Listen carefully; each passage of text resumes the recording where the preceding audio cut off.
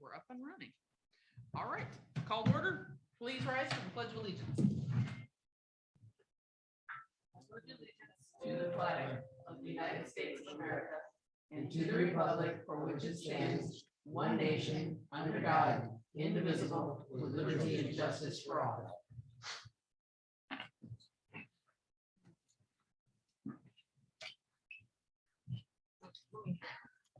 Can we put the light off on that? Does it, I don't want to kill it, but thank you. I'm not finding any place I can sit out of range of and still see. That's a wonderful, simple solution. All right, welcome everybody. We appreciate you accommodating the 6 o'clock. Set and adjust the meeting agenda. Oh, sorry, roll call. Thank you. Like I said, I still can't see. Roll call, please. Yeah. All right.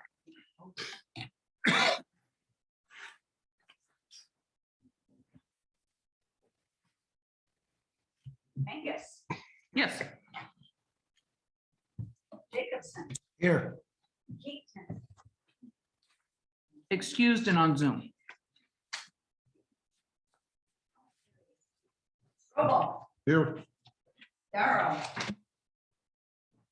Excused but not here. Steelman, here, Bowman, Here. And technically for our record keeping, Al is technically not in the meeting. He's not supposed to participate legally, but he wanted to know what's going on. So he's joining us remotely. Okay, set and adjust the meeting agenda. Any adjustments that need to be made? Are we good? All right, You want to put that under your reports then? Okay, we're good. go ahead. All right, declaration of conflict of interest. Any new ones that have not already been declared? I'll put it that way. We've made it 6 or 7 laps around it, and that will be later on the agenda. But okay. All right, we will move on to public comment, starting in town hall. You have public comment? Okay. Lost everybody else. All right, and we'll move on to Zoom. Do we have any public comment from Zoom? If you would like to make public comment, please use the raised hand icon or wave at Lois to let us know that you have something you'd like to share. You want to ask Vern real quick if he has anything since he had to step out? We'll do Zoom first. Okay, oh, Jason, Galaxy has his hand up. Okay, Jason, the floor is yours. Hi, this is actually not Jason. This is, I must be using his phone, so it's connecting. My name is Michelle. And I wondered if this was the appropriate time to address the flyer statement regarding short-term rentals. This is an appropriate time to make any comment you want to make to the planning commission. We will not be discussing it extensively it's not on the agenda for tonight, but you can tell us whatever you feel you would like to share with us. Do I need to state my full name and address? That's entirely up to you. Okay. This is Michelle Roraff. I live on Moore Road. I read in the flyer that there was some discussion in regards to short-term rentals, and I just would like some more clarification regarding areas of concern that there may be. Public comment, we can't answer, for the most part, we're not answering your questions. We're just supposed to take your comments. Sure. I would like, well, my comment would be that I would like to, when it is an appropriate time, start the conversation regarding any concerns or education there may need to be regarding short-term rentals, as I am in favor of them. Okay. If there's a time later that needs to be addressed, I would like to participate. Okay. There will be more to come long-term. Okay. Keep an eye out on our packets and township board packets. I'm sure it's not something that's going to go away. And if you have specific questions, you can give me a call or give Bob a call, whoever you would like to speak with, or any of the planning commissioners. It's all fair game. All of our email addresses are listed online on Okay, the township website. okay, Kim, I will be in contact with you soon then. Thank you. Okay. Vicky? Vicky, the floor is yours. I had to unmute myself. Sorry, everyone. There you go. Good evening, everyone. As I always say, I would like to sincerely thank you for the time and service that you put into our township. I am especially thankful for the time and effort that Randy Melnick has put in. I feel like our township is certainly turning a corner as a result. I am very impressed with the packet for this evening. I hope everybody had a chance to read through it. I started reviewing it as soon as it hit my email address. The last meeting we talked about there not being a private road ordinance. There may not be one in place. And actually during the last meeting, Bob Hull jumped up and ran somewhere and looked and came back and didn't really add anything. So I'm assuming he didn't find anything as well. But as a result of us not having one in place, Whitewater Township should actually be adhering to the Grand Traverse County Road Commission standard and specifications for subdivisions and other development projects with public and private roads, and especially pages 22 to 28 for future reference. I know that there is a lot going on and a lot of us make public comments on a regular basis. We are not here to be enemies at all. We are here to move our township in the right direction. And I, for one, am happy to volunteer for any extra research that anybody needs. I am still concerned that we have a land division issue that occurred on Baggs Road. And it is not just that I am the Baggs Road person. This has to do with development throughout our township. And I want to make that very clear. I think we've tried to do that.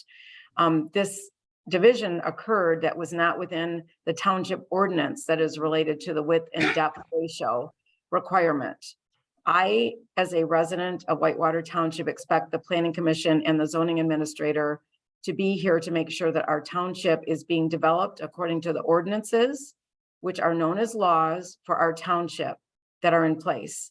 This is not the wild, wild west. As for short-term rentals, we are in need of a common sense ordinance to permit and allow and regulate short-term rentals. As many of you know, the state is actually in the process of trying to make this available throughout the state and take it away from the local municipalities. So I'm not really sure why that letter came out along with the taxes. There were other comments that were made in that letter that came out with our taxes that I have questions about as well. I look forward to a meeting tonight where all of you will have something to be said, will be heard, and it won't be dominated and controlled by the chair of the Planning Commission. This is a committee, not a dictatorship. And I'd like all of you to be heard, especially when Randy Melnick is talking about what he has spent so much time in putting together. Your voices and opinions are there to represent us, the taxpayers. And I thank you as always for that. Thank you, Vicky. Connie Highmore. Connie, floor is yours. Good evening, everyone. Thanks for your service to the township. Yeah, I echo what Vicky said. There's a packed meeting agenda tonight, so I hope that things go smoothly and that we're able to hear everyone's voices. So I appreciate all of that and all your hard work. I find it disturbing that the Whitewater Township newsletter talks about the short-term rental issue like that's the proper place to address it when we don't have anything in our ordinances. So I wish that kind of nonsense would stop. That I know that's not in your control, but when the zoning administrator makes a statement on the front page of the newsletter concerning short-term rentals, like that's the new law because he wrote it on the front page, it seems ludicrous. So along with a lot of the other things written in that newsletter, it reaches a lot of people and sends the wrong message. So I appreciate everything that you're all doing to try to get the ordinances in line, and Hopefully, when they are in line, and even the ones that stand right now, that they are followed by our zoning administrator, that the laws are not broken. We've been told time and time again that the zoning ordinances are the law. So let's not break the law when we're dealing with our township. That's the wrong thing to do. So thank you again for your service to the community, and have a good meeting. Thanks. Thank you, Connie. Do we have anyone else on Zoom? No one with their hand up. Lois, how many, Okay. can you tell me how many people are in Zoom? 5, 6, including Randy. Thank you. Oh, no, that would be Not my wife. your wife. So 6. Okay. All right, and 'Cause I did Vern, see did you her have any face. public comment? Okay. Just checking, you had ducked out for a minute.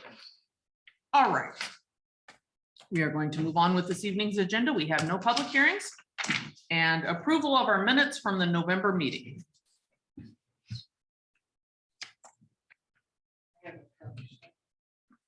Yes, So on the declaration of conflict of Can you interest, use your microphone? sorry, on the declaration of conflict of interest. make sure it's turned on. Or tap it and see if it.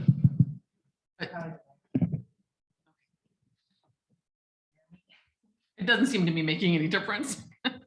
Yell like you're a kid. Yeah, like I'm a mom. There you go. There you go, mom Okay. voice. It says on declaration of conflict of interest. Gilman notes that she was right in the neighborhood of the golf course project. I don't live in the neighborhood. I live across the street from the subdivision. Okay. Correct that, and then I have a question. So you want that to be, Gilman notes that she lives across the street from the subdivision? Or just in the vicinity, maybe? Or how about off of Crisp Road? Lives off Crisp Road, that would work. Okay. Yeah, in the neighborhood does sound like it's the subdivision next to. Then I had a question on under new business. It says guest buildings will be only available to club members and will be in use only during golf season. I didn't hear it that way. I thought it was gonna be open year round with, and it does say on one of their documents that there'll be 12 to 15 employees year round. So I could be wrong. I just wanted to make sure I understood. I think that'll have to be clarified when they come back for final approval. Okay. So I'm not sure. Anybody else have What was further the clarification? question about, it's only open to members? No, it said will be in use only during the golf season. And I think I understood it was going to be open year round, probably not a season. Mhm. And they don't specify specifically, but they do say they have 12 to 15 employees in the off season. So I didn't know if it mattered, but. Yeah, I think I agree with you. I don't really recall they I don't saying there recall wouldn't that. be anything during. Because we need that clarified. Yeah, I think that would be, yeah, why don't we, if you guys are okay with it, just remove it? Sure. Does that work? It's something that will be clarified though with our final review. I'm sure. They may be using just the indoor driving range. Who knows? We'll find out. They were referring to the guest buildings. Okay, That's what that statement is, referring to the guest buildings will only be used during golf season. That's what they were saying. okay, Yeah, and I do remember that because we were quizzing them about them. Okay. pointing them out. Then I misunderstood. okay, That's then we'll fine. leave it. You can leave it. Hey, if they change their mind between now and February, it is what it is. That was their preliminary review. Okay. Anything else? Anything else, Rachel? Okay, anybody else? I can Heidi. clarify. It says the club will operate. In the project overview, I knew I read it somewhere. It says the club will operate from early May until late October and will employ approximately 60 to 80 employees at seasonal peak and 12 to 15 employees year round. Okay, I help you? That's what I saw too. Close enough. But this, if this is referring specifically to guest buildings, then that may be true statement. I don't know. I don't think that. Okay. We will go with it then. I would entertain a motion to adopt as amended. I'll make a motion to adopt as amended. I'll second that. I have a motion and a second. Any further discussion? All right, roll call when ready, Lois.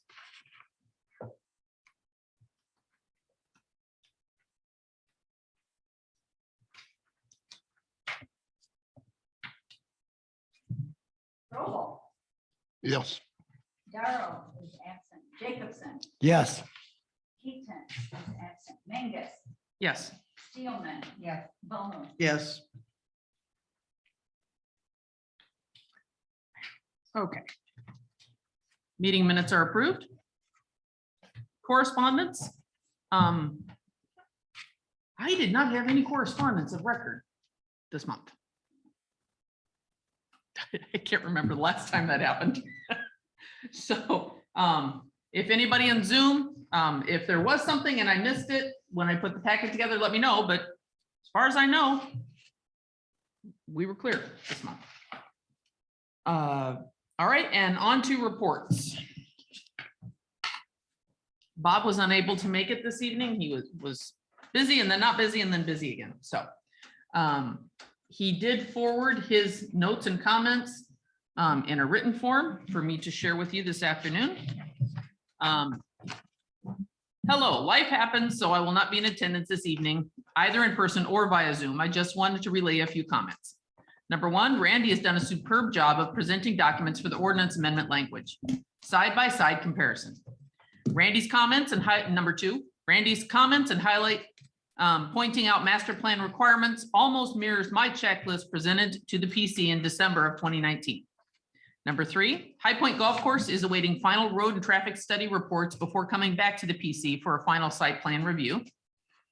Number four, when/if the moratorium is permitted to expire at the end of December, I would expect to receive the Bags Road site condo application materials shortly afterwards. I still would not expect the application to reach the PC until February or March meetings at the earliest. Number five, there has been a citizen's concern complaint lodged in reference to the land division that created the parcel subject to site condo project on Bags Road.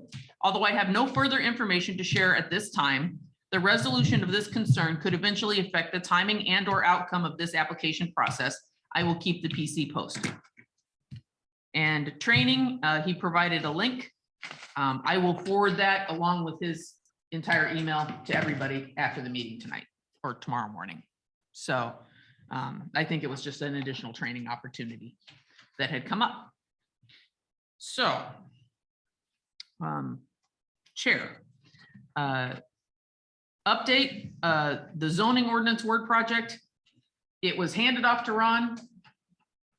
I haven't heard anything about anything since. So all of it has been submitted. All of it is available. We did have a full review of every article of the ordinance with a side-by-side comparison and a highlighted of everything that was available. I was available to make the adjustments, but I was told that they were contracting someone else or Ron was doing it, or I don't know, but I was just told that they wanted all the documents back to provide hopefully a clean copy that we can work with. That will be a Word version of what is currently on the website and the closest thing we have to what is currently adopted.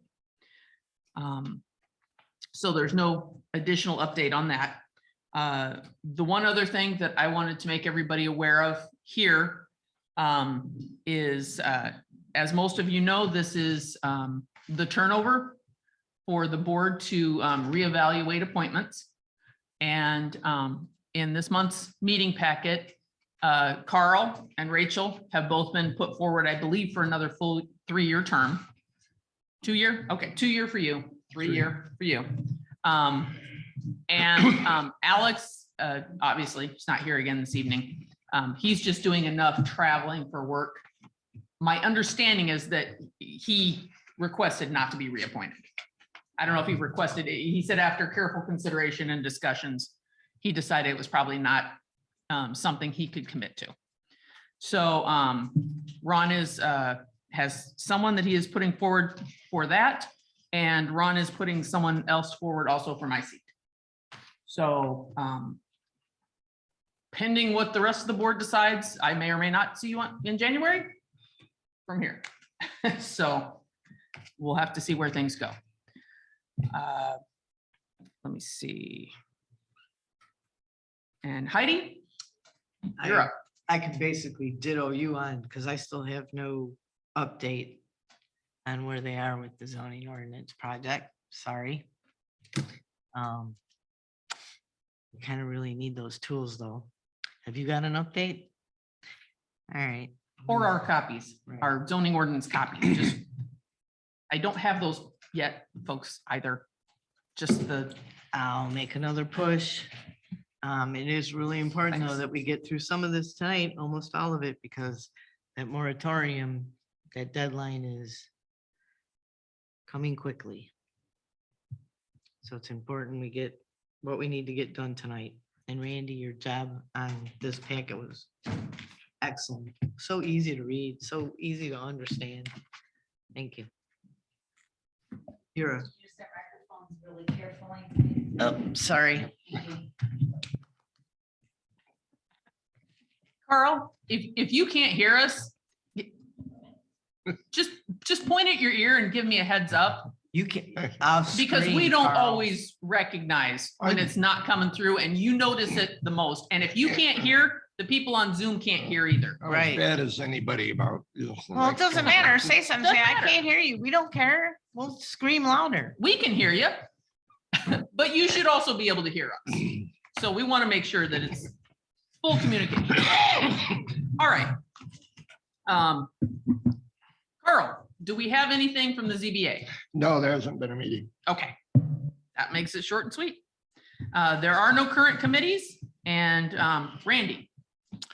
Just one thing to share with you. I've had a couple of comments recently or questions coming up in terms of my role in the township and how work is given to me and performed.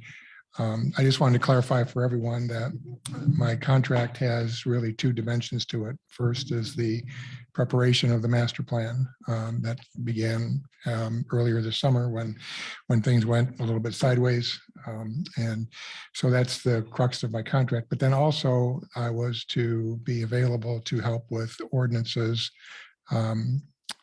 such as the condo and the campground regulations, those kind of tweaks that are happening. Before I do anything, I'm to be authorized by the supervisor and given a budget essentially to work with, which is what we discussed when we first put the contract together. So it's not that I can just go ahead and say, here's this ordinance or here's that. I'm not an employee of the township. I'm really can only work upon what I'm asked to do. So, and of course, the bulk of that is the master plan, and we'll talk about that in a little bit later. But just for clarification purposes, I wanted to make sure people understood the boundaries of where I'm working in the township. Okay. And what I was told was the planning commission, that on the other end of it, they wanted a planning commission consensus on what we wanted you to work on. Right. And then they would process it on that end. I So don't we're know what supposed to that put it in our process budget. is. I don't know yet either, but- but let's put it in the budget. Well, and the planning commission does have consulting funds that we have not tapped that are in our budget already. So that might be something we also want to Okay. reference. Yeah, it was all kind of new territory when we put the contract together, and it really wasn't clear how this could all flow together. We've always had some consulting budget built in. We just don't use it very often. Right. Well, now we should use it. Yeah, And we should make exactly. sure come budget time, which is approaching now, that we put it in there. but it would be nice to have it spelled out, the checks and balances of who, It would. do we have needed PC consensus, or do we have to run every project by the board? Or exactly the process for authorizing work? A little more clarity in that would be Mhm. helpful. I'm sure it would be more helpful for you too. It would. Randy. Yep. So, okay. Heidi, can you take care of relaying that to the board Yes, I and can. working on clarification? I All can right, do I that. appreciate it. All right, unfinished business, status on zoning ordinance amendments. Did you ever get a final clarification on the status for medical marijuana and adult use? Did it ever come back from the attorney? Because that's where it went. I have received no formal communication from the board. It was sent to them. It's been to public hearing. It's been sent to them. I don't know if the board forwarded it to the attorney or passed it or accepted it or adopted it. I thought we put it to There's- I think we sent it to the attorney. Did it just come from the attorney? I think we sent it back there. I'll That's look. where it came from. Didn't we send it back? I thought we sent it back to him. I'm not sure. We got it all together and they said, oh, this looks really good, but we're gonna send it for So clarification. not all So- of the, if something's been done, not Right. all of it's making it no notification has come back this direction as to the final disposition of that. Article 112 and 14, I can speak to a little more directly. It's on their agenda for next week. So next That Tuesday. is on the agenda. It's on the agenda. Everything's in there. It looks like everybody took the amendment. I couldn't tell whose comments went with whom.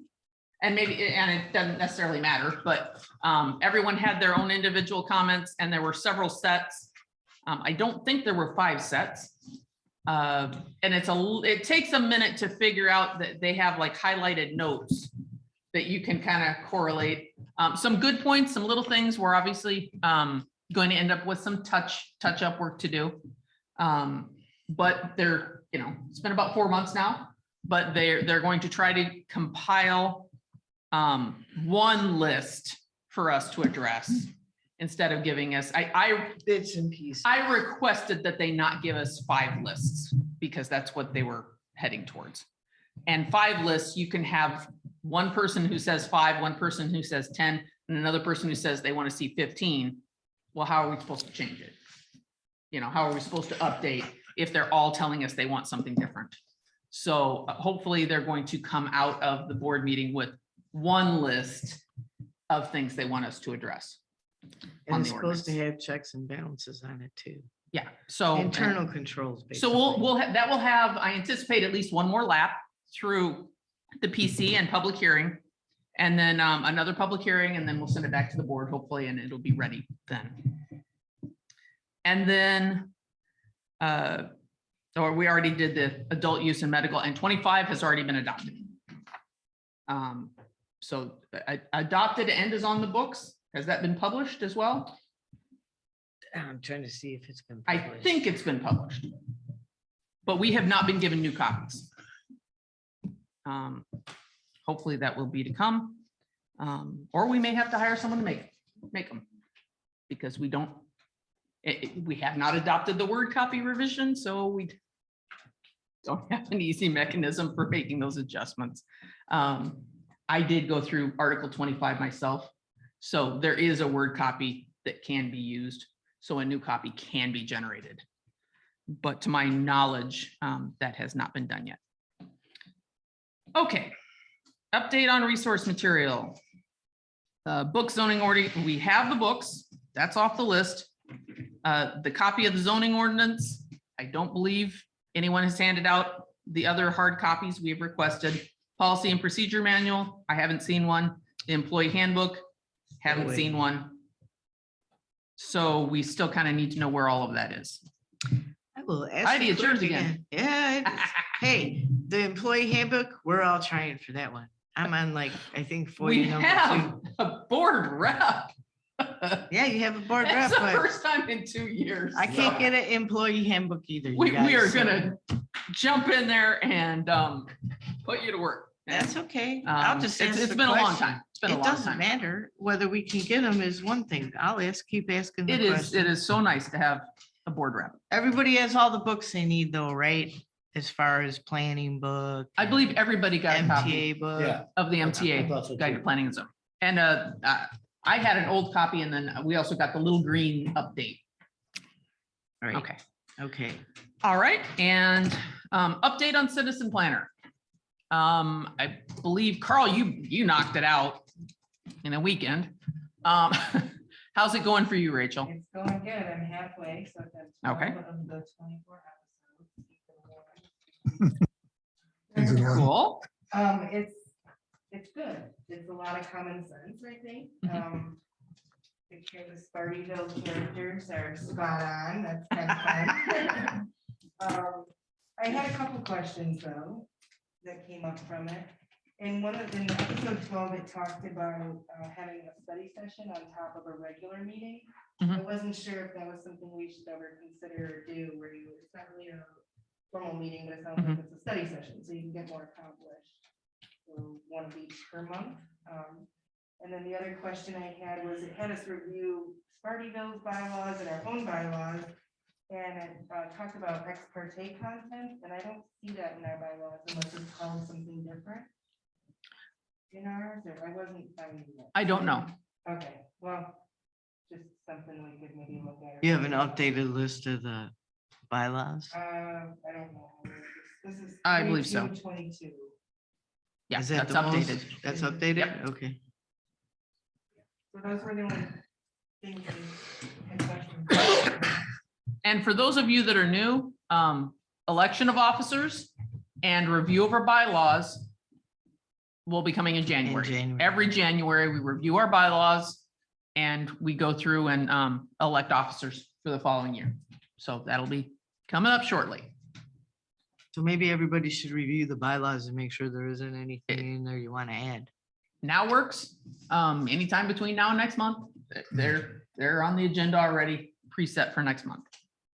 Okay, has anybody else I kicked signed, into? I'm signed up to start the process. In other Okay. words, open the thing and go. Sometimes that's the hardest part. The first hardest 15 part minutes. is having internet strong enough where it don't kick you off. That's the hardest that part. too. So, yeah, I have a date with the library. How long did you say you had to complete it from the time you signed up? Because I remember. I was thinking, I need to hurry up. Last meeting you said. I think I think they give you a pretty generous I time. thought it frame. was 45 days.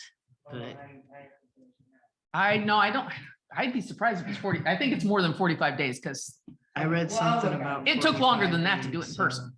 It does. It takes like 6 or 8 weeks. yeah, it was a long period of time in person. I don't know, you'll have to reference. Oh, the other thing I was gonna say on it that I jotted down was that it's a lot of information, so I printed a lot of it, Yeah. because it's one of those, if I don't use it, I'm gonna lose it, so I've read it, but I'll need to refer back to it, but there's a Mhm. lot of wonderful articles and things that I printed Mhm. that I think are really helpful. And a full binder of the class, Yeah. you know what, A lot I okay, printed. is, that way you can do your own highlighting, your own notes, for those of us that go back to high school or college, familiar territory, break out the highlighters. Okay. Hey, I'm glad it's getting going and it's working. Can we go back to 25? Because I have an update here. Oh, on 25? Yes. Yeah, that's fine with me. Our zoning ordinance amendment on Marijuana. Article 25, On the, where did I find this? The whether or not it was draft- actually The published. draft, okay, these are the draft minutes from the last meeting of the board. Yes. And it says. PC request for ordinance update. Motion by Pop requesting planning commission to submit a red line clean copy of entire Article 25 as amended for board approval and filing in clerk's office. Second by Glenn. Pop amended the motion to requesting planning commission to submit a red line clean copy of entire Article 25 as amended for board approval. Second by Glenn. Pop reported all articles in Word format that were on the zoning computer have been forwarded to the planning commission and the amendment exists in Word. Roll call vote. Then motion by Pop requesting the supervisor to make and distribute hard copies of Article 25 of the Whitewater Township zoning ordinance to the board, PC, ZBA members and to update the website version of the zoning ordinance. Second by Glenn. Glenn suggested to amend the motion to the board, PC chair and ZBA for their distribution to the respective members. We still need to work on our two-way communication. Because if Okay. I had known there was a motion that I would give them a copy, they'd already have it. So, That's, so we just kind of We'll- contradicted everything we just talked about. Okay. We'll We'll work on it. It'll get We'll there get it put sooner or later. together. Yes. Okay, yeah. Okay. So we'll get to work on that so that it can be published, because it does not take effect until it is published, and that is something that needs to happen last week. Okay.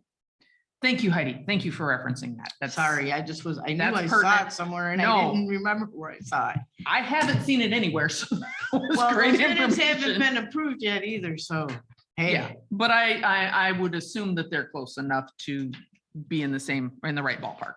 but I will find out. Okay, I'll give them a Santa wish list. awesome. This Just let me know, and if so, I will generate that copy. All right, the attorney's notes on conflict of interest. Oops. And warning, if you're working on your packet, it's back to back.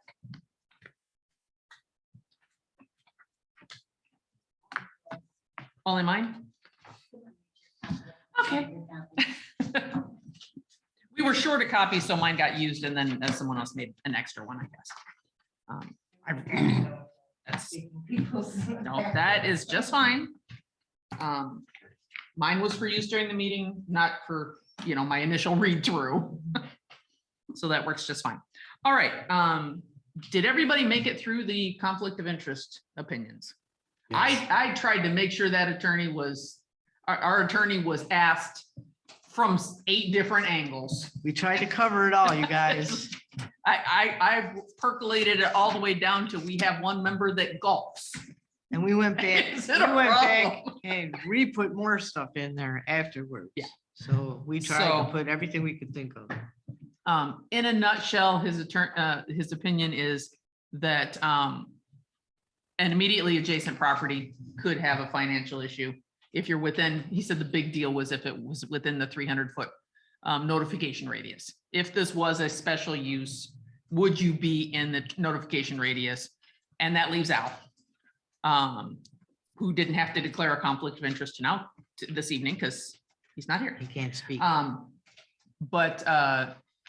And they said we would have to make our own internal determinations on anyone outside of that radius if we felt we had a direct connection and if the PC felt we had a direct connection. So everything else was already disclosed, and we had already discussed that we did not feel that being a couple miles away for anyone else was a direct conflict.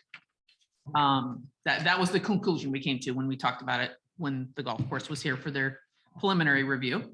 At any point, if any of us feel that we do have a conflict, then that's something that, you can still declare a conflict of interest if you just personally don't feel comfortable and feel that your connection to a particular topic or issue or project is too close that you're concerned about whether or not you can be impartial.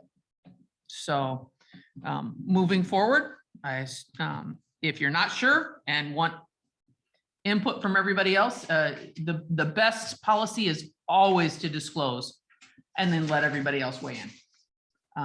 In fact, there are cases where you are always required to disclose, and then you may still be voting on something anyway.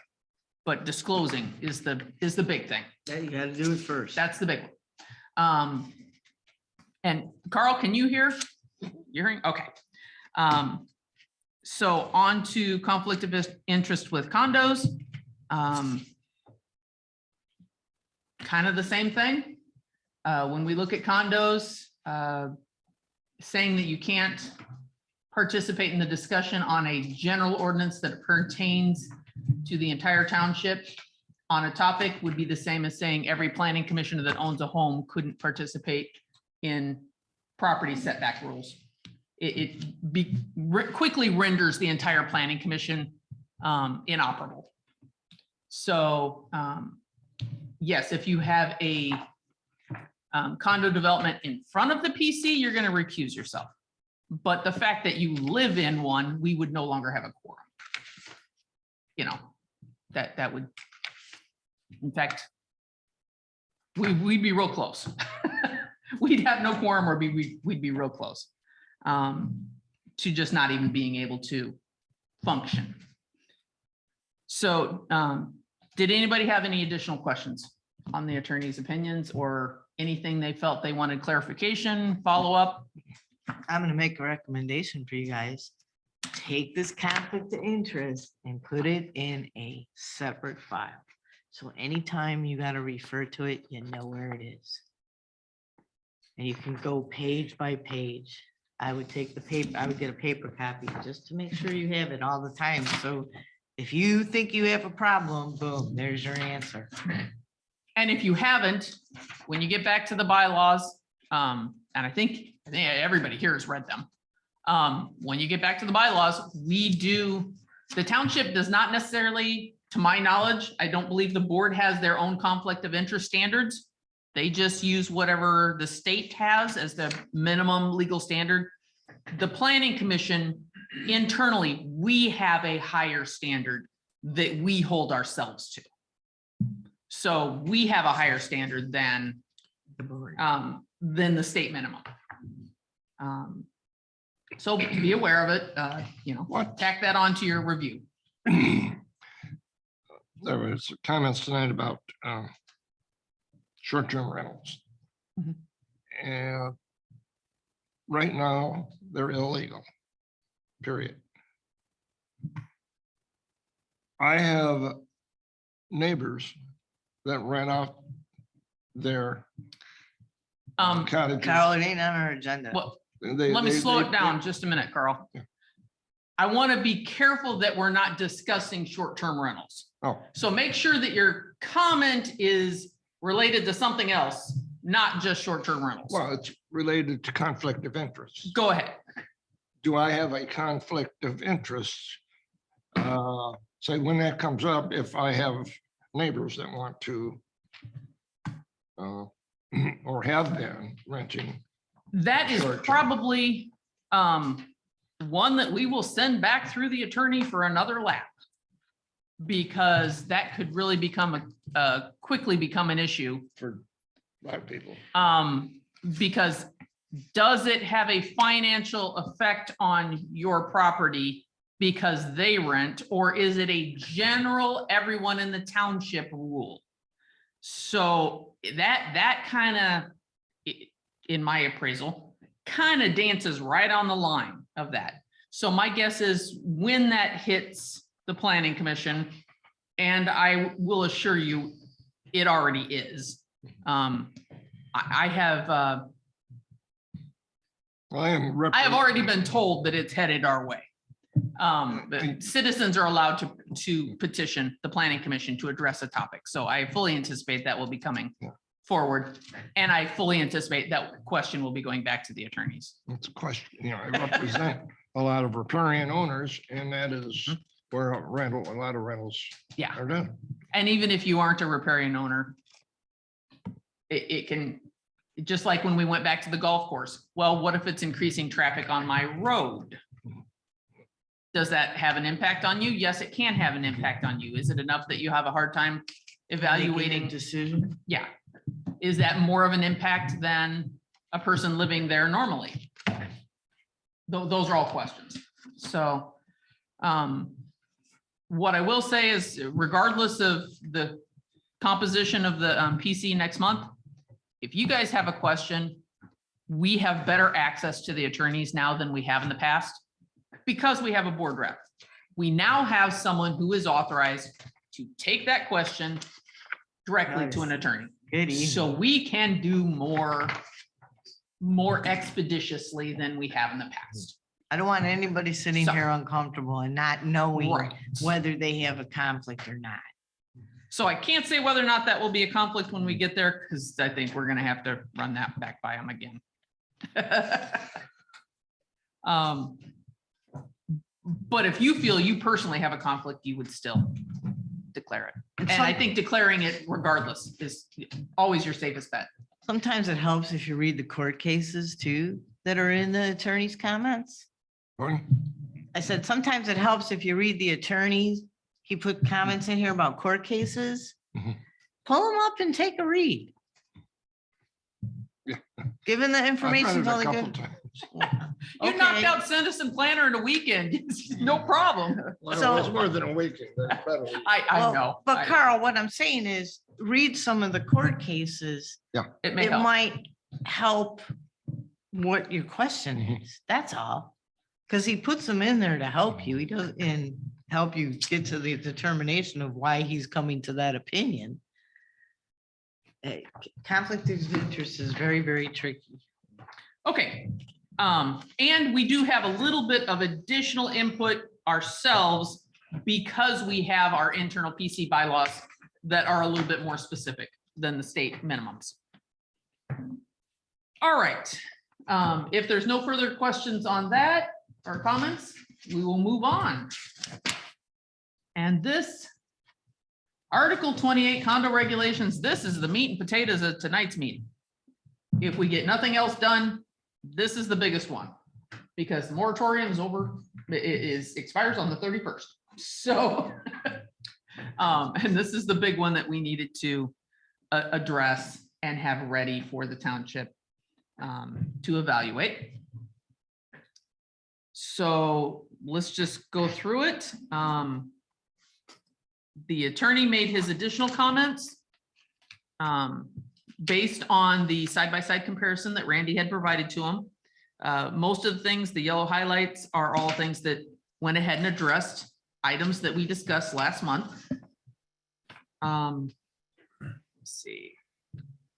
I can help clarify some points here. Yeah, That's Randy, all right. if you want to take over and just get us to each spot that the attorney, oh goodness. If the attorney had a point, okay.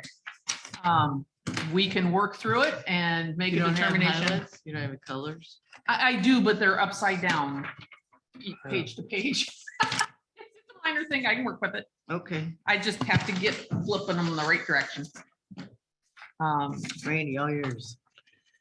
All right, well, so a lot of this stuff is what we reviewed last month. It starts on page 10, where we had the side-by-side comparison of existing language, proposed language, and the reasons for the changes. Chris, the attorney, was sent this whole document. There were a couple of changes made during the meeting last month, as you might remember. But the operative section of the proposed ordinance would be beginning on page 31. And the attorney's comments are what show up in red. And they're really quite minor, I believe, in terms of the substance. There, it's easier for them to look at that section there. For the most part, they're, I think, grammatical points, but you can see them there for yourselves. The other element here of importance is the addition of several new definitions that are necessary to support the amended ordinance. Those definitions are in yellow on page 38.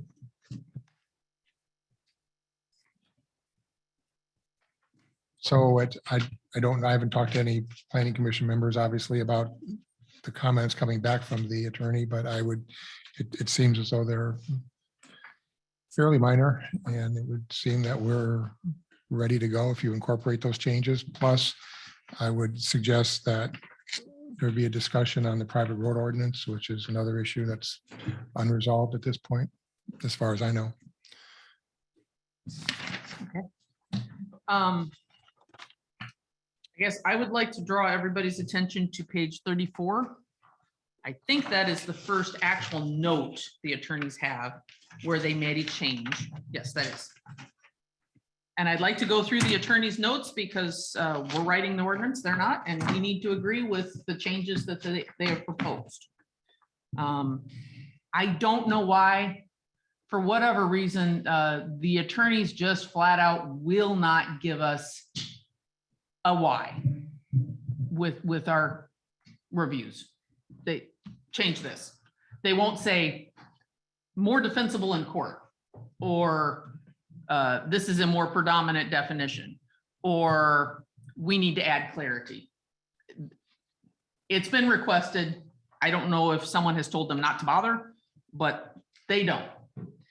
So I don't know why they're proposing the change on page 34. Do you know, Randy? No, I don't.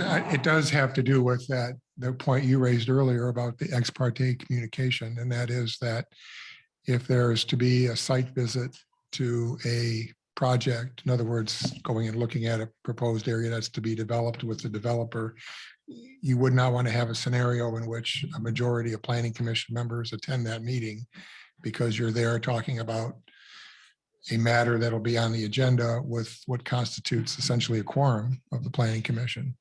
So the original language was 1 to 3 members, I think. Which is not a quorum. Which is not a quorum, right? And I don't know the reason either, but it must be some reason for suggesting it should just be 1 planning commission member. I know in other places you get around that by having multiple meetings at the site. So that, We did talk about that in the. It's right. usually how you get around these scheduled bracket meetings. And this is not a requirement. This is also what we've always done for a pre-preliminary review under our special use permit. If someone a lot of times where this applies, at least in my experience, is when someone brings a project in and we may not even have an application yet. They may not even own the property yet. And they want to put it before more than just the zoning administrator, a couple of planning commissioners, and say, hey, do you think that the community would like to see an outdoor photo, the one that I was participating in, an outdoor photo venue where we could go and we do small weddings and have photography sites built into the facility. They didn't own the property yet. They didn't end up finishing the project, but they wanted to get some input in before they put down their money and paid all the engineering expenses and have a little bit of advice on, do these kind of things, are they usually successful? What issues would you perceive that we would have from a planning zoning perspective? And our policy has always been 1 to 3. And I've seen meetings anywhere in that spectrum, from 3 people to in the meeting to 1. Never a quorum. Well, you only have 1 member from the PC because Randy really isn't a member. And the zoning administrators are basically contractors. Are they really members? No, it would be 1 to 3 planning commissioners. This is for them to add something. This Randy only doesn't comes say in on 1 a to project. 3. This says 1 planning commissioner. No. The attorney says I see that. 1 planning. We said 1 to 3 Right. Well, what I don't understand planning is commissioners. who do you know who to send? It's whoever's available. Usually Bob takes volunteers and Bob whoever is the zoning administrator calls whoever he thinks would be the best fit and keeps calling until he runs out of people. Or he finds someone that's available. In the past, there have been some of these meetings where even when I was the chair, I didn't even know what happened until months later. It's just a way to get a little additional input. So I guess the question is 1 or 1 to 3? I have 2 questions. One is, should it be more standard where an email's gone to everybody and then 1 person, so everybody knows that the opportunity's there and it's not just picked on 1 person to go? Or my other question is, can you write it without having to make it take longer or anything? But can it be written so that we do bracket it, so that there has to be 2 members, not 2. 1. Yeah, or 2 visits, 2 separate visits or something like that. Well, 2 people is So- not a quorum. That's different if you're going and you're doing a site visit. Okay. A So lot. here's another scenario though, too. It's not necessarily just a site visit. If you were meeting in the office and you had the zoning administrator, the planner, whatever, and 3 members of the planning commission, and then Heidi walks in as part of a trustee meeting or comes in to pick up her packet, then you've got 4 planning commission members in the room. So, I mean, it's probably. Which is erring. only a problem if you actually discuss anything, and we don't have any rooms that accommodate that many people. It's true, but some people, you Yes. gotta remember, some people aren't gonna look at So- like that, Kim. So you have to, there's a reason why he said 1 planning commission member. But I'm he didn't surprised tell us what it wasn't is. 2, but he didn't I tell us thought- why. We aren't supposed to do that. Like it's, in the state book and in the meeting. And then, of course, we are like, if we're a site review, we're supposed to do it individually. And if a meeting like this, for us to be in there without everybody knowing what we're saying, that's, we can't do that. That's if we are discussing an active application that is on the floor. This is just a review of This an is when idea. someone wants us to look at a project before they have applied. So it's a review of. Yeah, I what understand if. that, but if one commissioner. a comes in and says, brainstorming. Yeah, I think it's okay, you probably have, the other people haven't had a chance to say anything. And They they may haven't be all applied yet. against it. They may be all saying, no, you, Mhm. we're totally opposed to this, and yet he goes ahead based on what one of us said. Well, that's why it's better to have 1 to 3. I've always seen it with 2 or 3 members. What's your advice, sir? Rainey? No, I wish we did get the opinion from the attorney. There must be some Why? reason that he said that I can't think of at the Do I have to moment. ask him tomorrow? Pardon? Would you like me to ask him tomorrow? Is it that pressing? You know, it's something we could ask him and have it before we send it to the board for approval. We could send his opinion on that particular note we can change it to, we can make it whatever we want. And we could do a follow-up question that would accompany the public hearing information. That's true, because the next There you step in go. this Or we could is- change it at is- the public hearing. is a public hearing, so it need not be resolved tonight. But I do think we need to know why. It'd be helpful. Yeah, Yeah, it would be very helpful. always. Okay, we got one brick wall done. That we actually got an opinion that So- everyone could read and we could discuss. What would So- we like to have it? So let's get where we're at, or do, you know, because we need to know what's going to go in the language for the public hearing. Beyond that, we can adjust it at the public hearing if we need to. So you want the reasoning? Do we want to put it 1 to 2 and then we'll reevaluate at the public hearing? I like 1 to 2 because like Randy was saying, if it's 3 and somebody walks in the door, you just. It's still not a quorum. Well, but for a long time, we operated on a skeleton crew around here. And that could have been considered. Right, That's a quorum. I hear you. Well, it Mike. wouldn't have been a quorum, but it might have been a majority. Right. All right, let's So get some 1 clarity. to 2, on I this. like. We're going to go 1 to 2 for the public hearing, and we will reevaluate as needed based on the answer that we get before it goes to the board. Does that work for everybody? Okay. I'd say we have a consensus on that one. Let's move on. That's page 34 or 35. We have an adjustment. Planning Commission shall not recommend approval of the project until all required. They just rearranged all the words. I see no change in the meaning whatsoever. So anybody else? Anybody have an issue with that?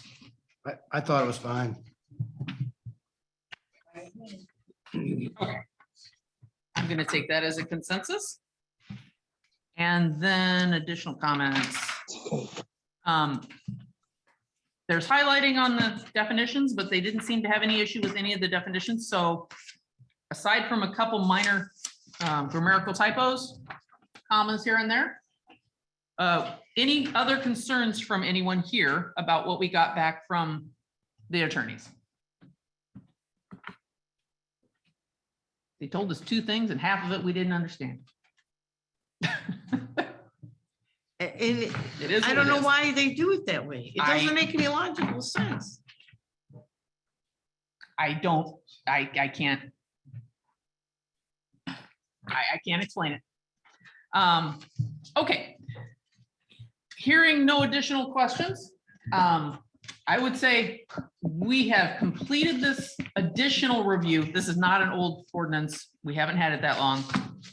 Pending further input or additional information from someone saying that we need more on this, it is ready to go. I would entertain a motion to schedule a public hearing for our January meeting. That's about the fastest I don't want to recommend that we do. We couldn't get, let me back this up.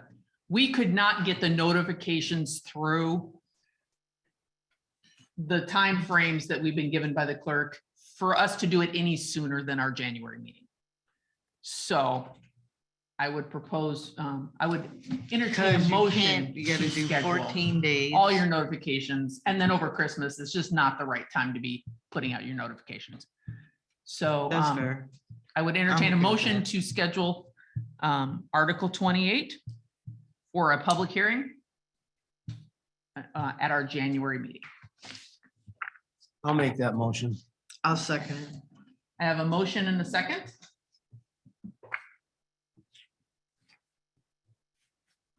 To put this forward to public hearing for our January meeting.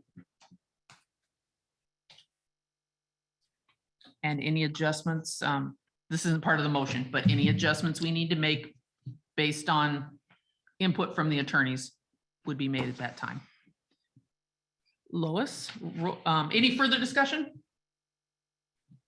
Formality. Okay, I would entertain roll call vote when ready.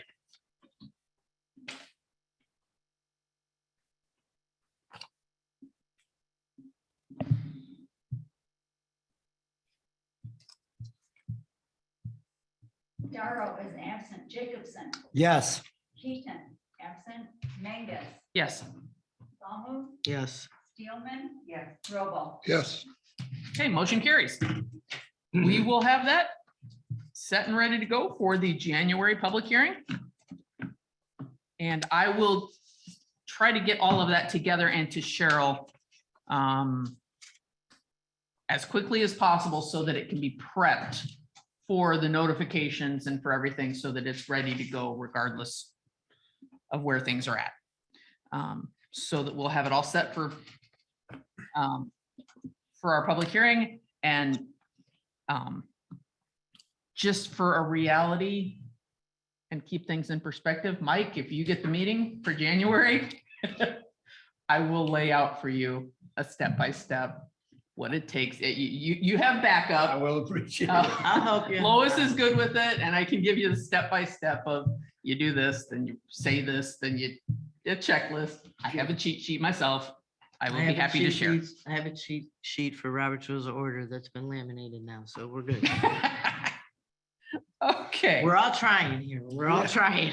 Hey, we're making it happen. So I'll get And you the it's Word better- version of this as well that you're going to need. Sorry, what was I that? I will get you the Word version of this with that change so that Yes. we can have that. And the board may want the side-by-side comparison. That may be helpful Sure. to them. But the final copy and then the attorney has a lot of draft language that they like to have in there, but none of that is required for the planning commission to have that on our document when we send it to the board. So in the past, they've been having the attorney do that. That's required for them to pass it, not for us to forward it to them. So, okay. And this is third review of this ordinance. So that's pretty good. All right. Brandy, you're up. Introduction to the master plan and review and education. Okay, Floor is yours. I'm going to move finally. and grab another piece of pizza. So in your packet was a memo together with some attachments that are supporting our conversation here about the master plan. What I included in this was, to begin with, 3 pages of a planning process description, which is really from the proposal I gave to the township back in September. I don't have this on yet, so if that window's open, then we're I good. just opened the window. Okay.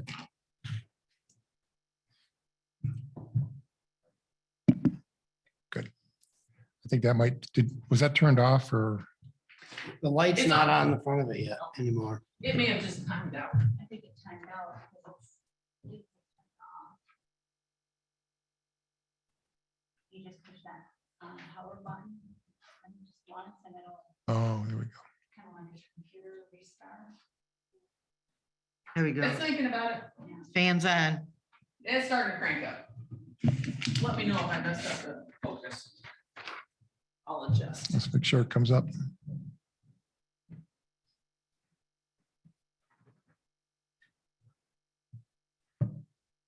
It's considering it.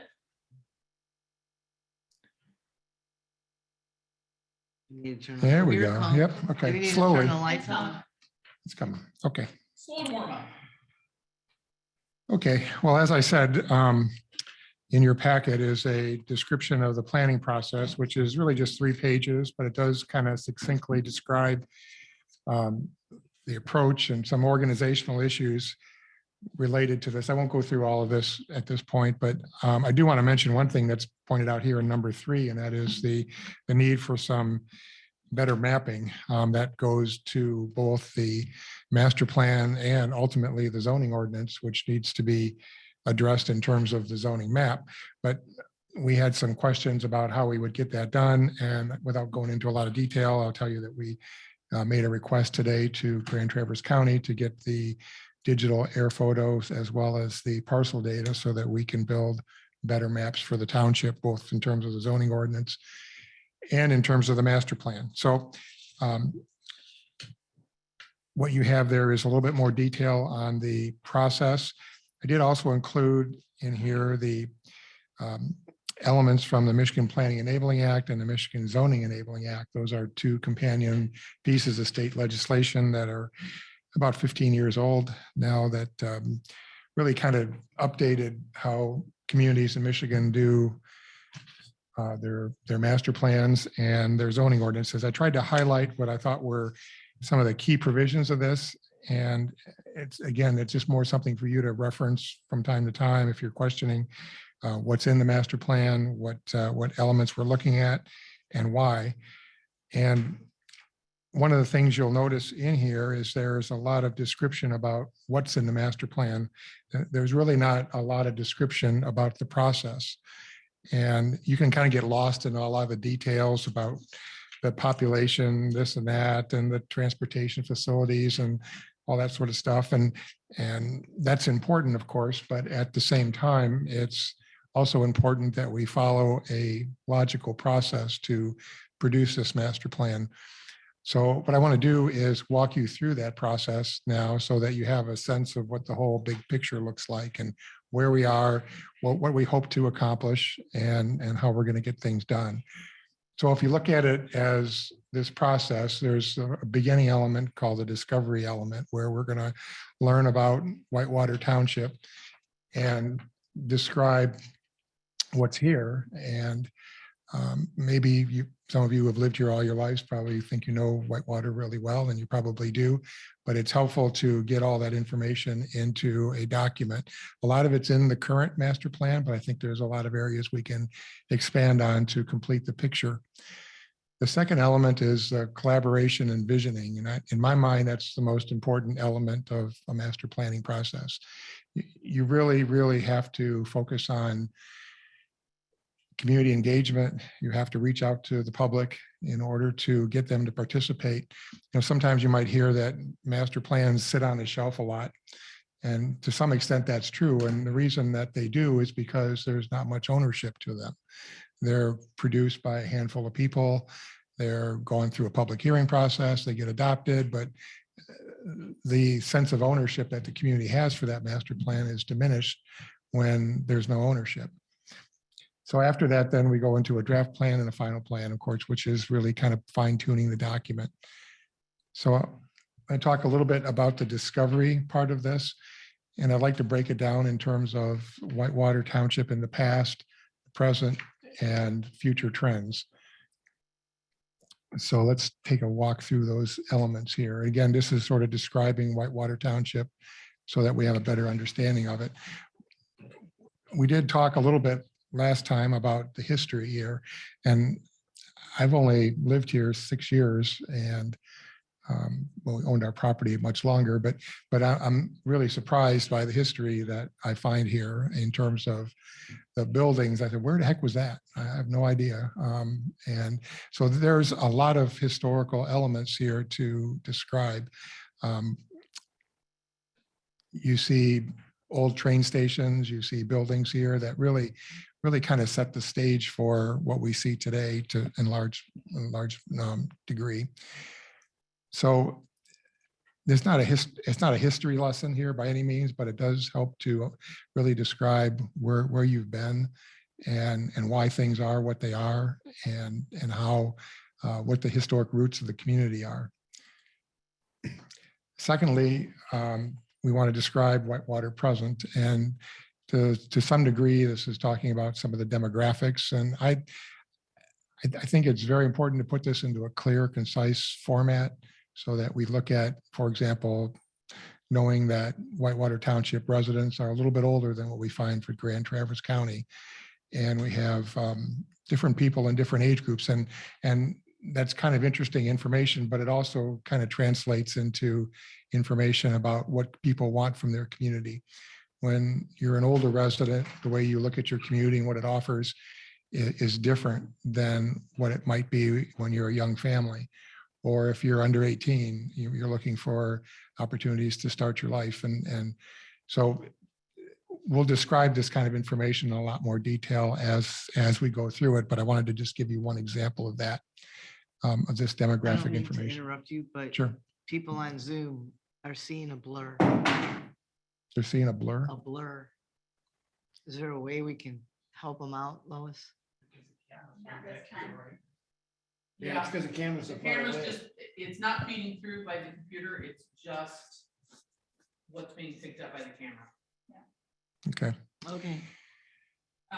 Was it Randy, better would when the it- lights were on? Just a second, would it be possible to make your PowerPoint available It would. after the fact? Okay, Yes. so anybody who's not picking up on Zoom, I'm assuming someone's microphone's picking me up. We will make the PowerPoint available. I know it's frustrating that you can't see it right now, but we'll make sure that you have access to it so you can go through it separately. Listen and follow along the best you can right now. And we'll just have to work with it. Maybe at some point we can have a system where this can be shared, where people can see this. Because in future, I would expect we'd be doing a lot more PowerPoints. In the future, it's a good way to kind of share some of the graphics that really help illustrate some of the things. So this is just a taste of what's to come in terms of how the information is going to be presented to you to help us understand Whitewater Township presently. And demographics is just one dimension of that. The other issue is trends, and that's not necessarily looking forward yet, but seeing what's happening, what's likely to occur.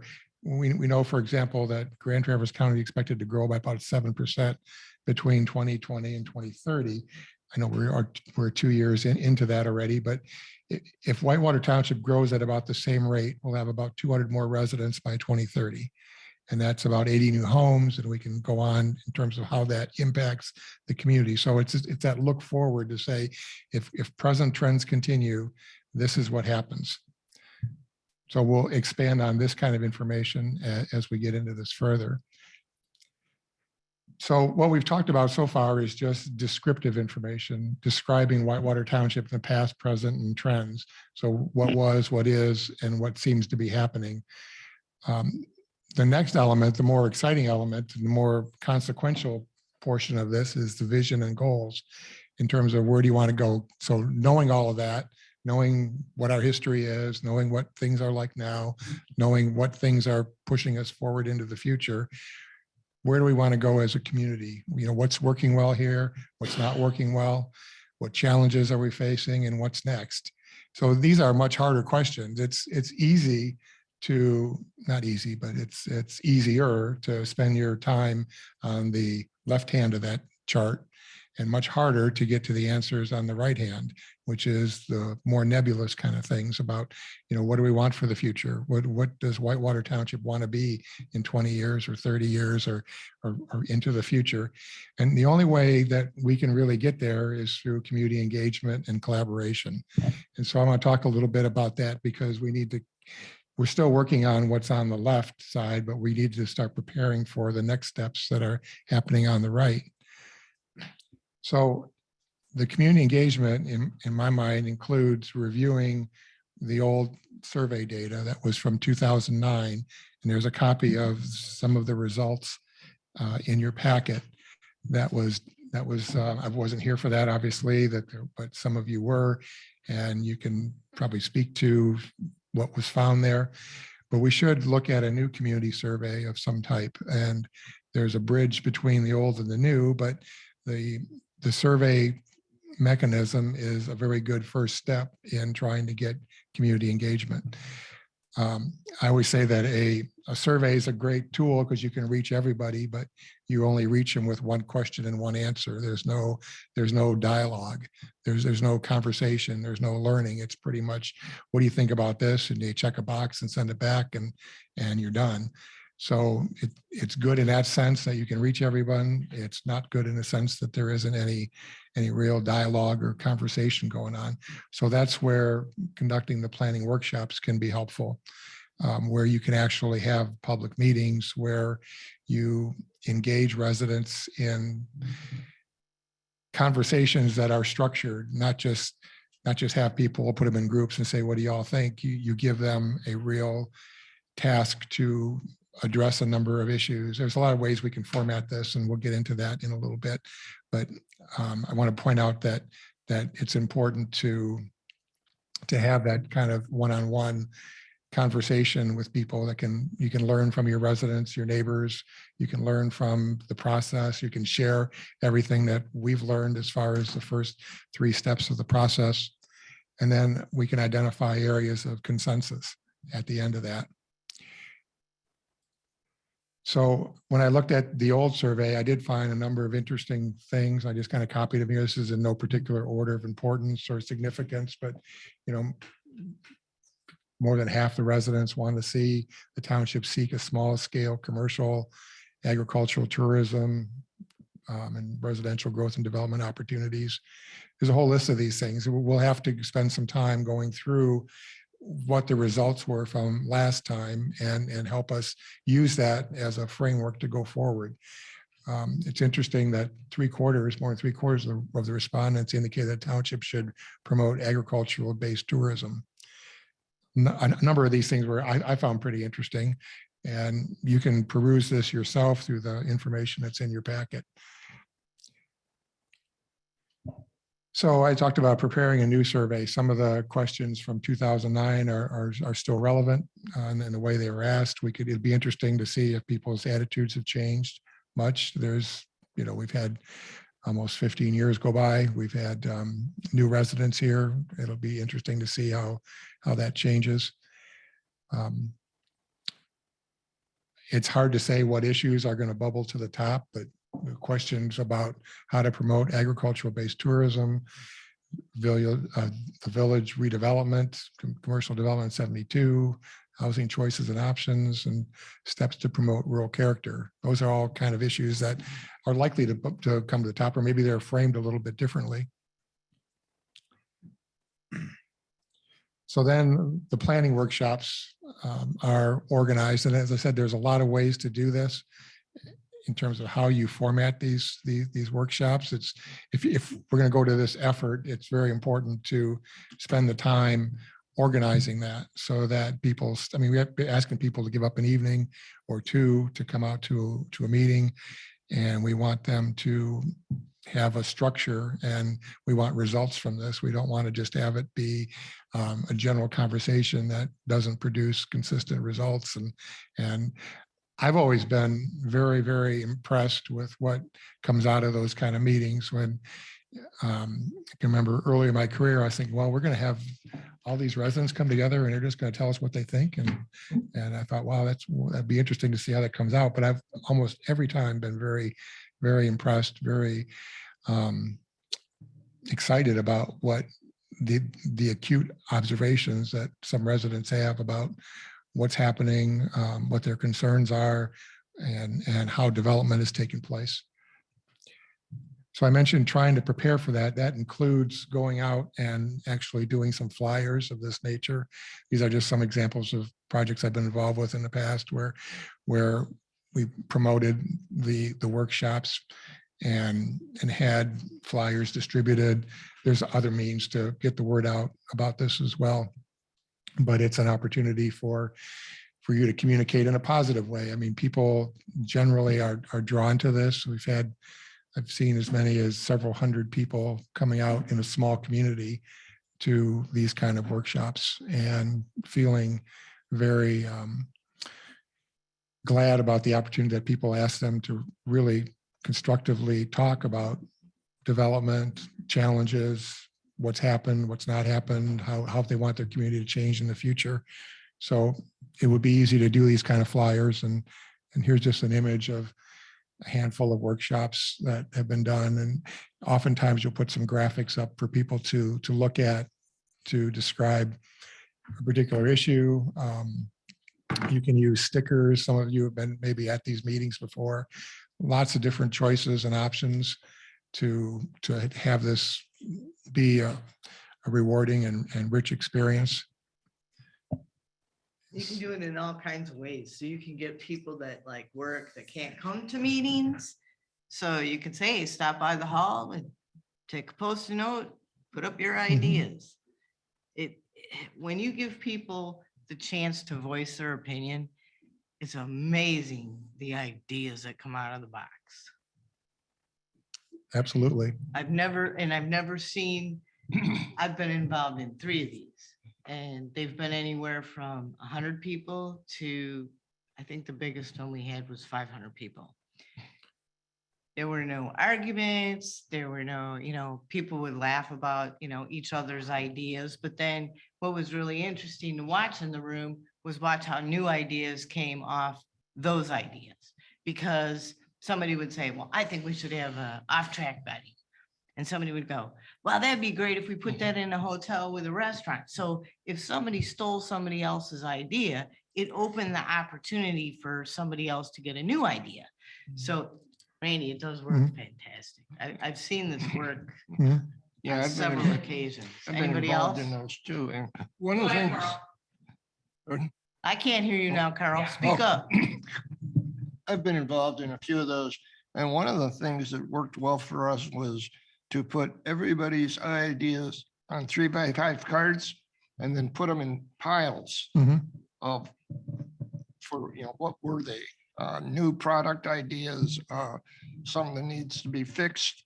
And then you could get an idea of what were the most, I don't know if you'd say exactly important, but most prevalent things that people were either interested in having or interested in having corrected.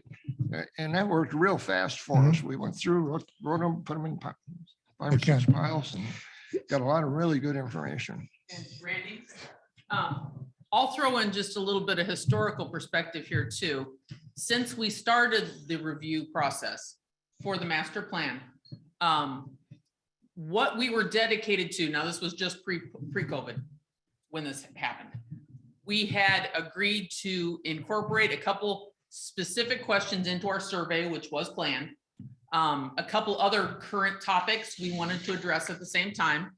And then we had set open houses, town hall meetings, quarterly for that year was our review process that we were going through. We were going to start with the first 2 being general meetings, and then we were going to break it down into something more specific like your planning review process. Mhm. So just for those of you who weren't here, this picks up and carries on with the process that we had already started. And part of the primary reason that we put a pause on our review process was we felt it was inappropriate to continue with a rewrite or a review even of the master plan when we were at the community engagement part and the community was not allowed to attend. Mhm. So Are those questions? this is trying to pick up where we left off. Are Very those much so. questions anywhere available or that you could pull out and give to us? They would be in the meeting minutes Do you know what from meeting it was? those open houses. I think we had 2. One was specifically for the master plan. The other one was more just a general input session for the planning commission. Do you got a year and month? And I can, no, I would have to look it up. Okay. And I can tell you, there a lot was coming out on the 5-acre zoning issue, Okay. which is one of the, I believe there were 2 or 3 topics that we wanted to incorporate specifically into our survey in addition to what was in the previous survey. One of which was the 5-acre zoning. I think it was event barns and standalone storage buildings. Yep. Those Were the 3 three things that have come and gone and been Beat keep to popping death. back, the public requests it, but it didn't make it past the board type issues. that we wanted to put back in front of the public as we move towards a evaluation of the master plan. So I give it back to you. So when this is done right, your master plan then speaks more clearly to what residents want, not what the planning commission says they should have, or not just whoever wrote the master plan says. I mean, there's a sense of ownership that you get that from this process, and putting emphasis on this, that you don't get if you don't do this. And then hence it sits on a shelf because nobody cares, because it doesn't really, it's not reflective enough of the community. And if people can see their fingerprints on the master plan, they can see their picture in a, you know, in one of these things, they can see maybe they put some dots behind one idea that came out of their group, or what, you know, whatever it is, that there's a sense of ownership there. And that's where the value of the master plan grows substantially. So this is where we need to spend some time at not only looking at the past survey, creating a new survey, and planning for this community engagement, which I would think would be sometime around spring, maybe early summer, somewhere around there where it actually happens. So that, because as I said, you really want to spend some time organizing this and making sure that it's a rewarding experience. So it sounds like you guys have some experience with this. You can see the value of it. You can see what we need to do.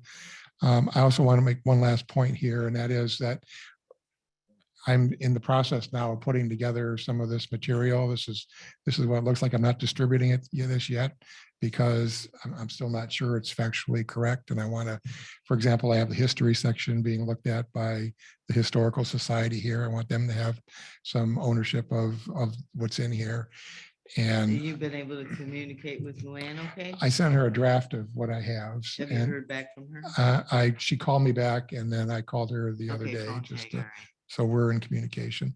But again, this is really sort of like the past and present, and it's really, it's important, but it's not the most important part of the planning process. So I was hoping that we can have a discussion now about how best we can mobilize the kind of resources we need to work on the public engagement portion of that. And what comes to my mind is some sort of a committee that might be planning commission members and residents who are interested in putting some time in to help with the new survey and help us organize and plan for the public workshops Are to you come talking in. about a subcommittee or are you talking about a work committee? Oh, I'm talking about a whatever mechanism works here. I guess it need not be confined only to the planning commission members. I think you want planning commission representatives in there, but there are Kim, how do we do opportunities. that without making a subcommittee? Could we do a work sessions? I'm trying to figure out a way of how to do this without, In the past, it was not a subcommittee, it was a work session.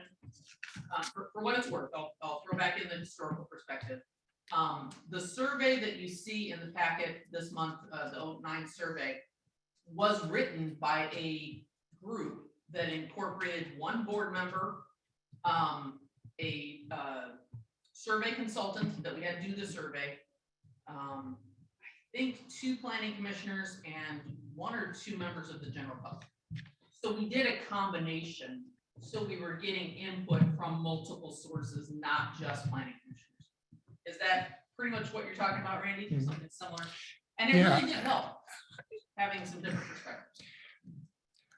Yeah, I think having that concentrated effort, that this is the group that is in charge of citizen engagement is helpful in the sense that they would have their fingers on the pulse of who needs to be involved, who can reach out to.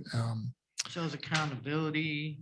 And we made it a work session and specifically structured it so that we did not have a quorum as our. That's kind of what I wanted to eliminate, the quorum, the pay, all that. We actually made sure, not that it couldn't be the other way around, but the board representative that we had to that committee was not our board rep. It shouldn't be, So it was pulling in another board member. right?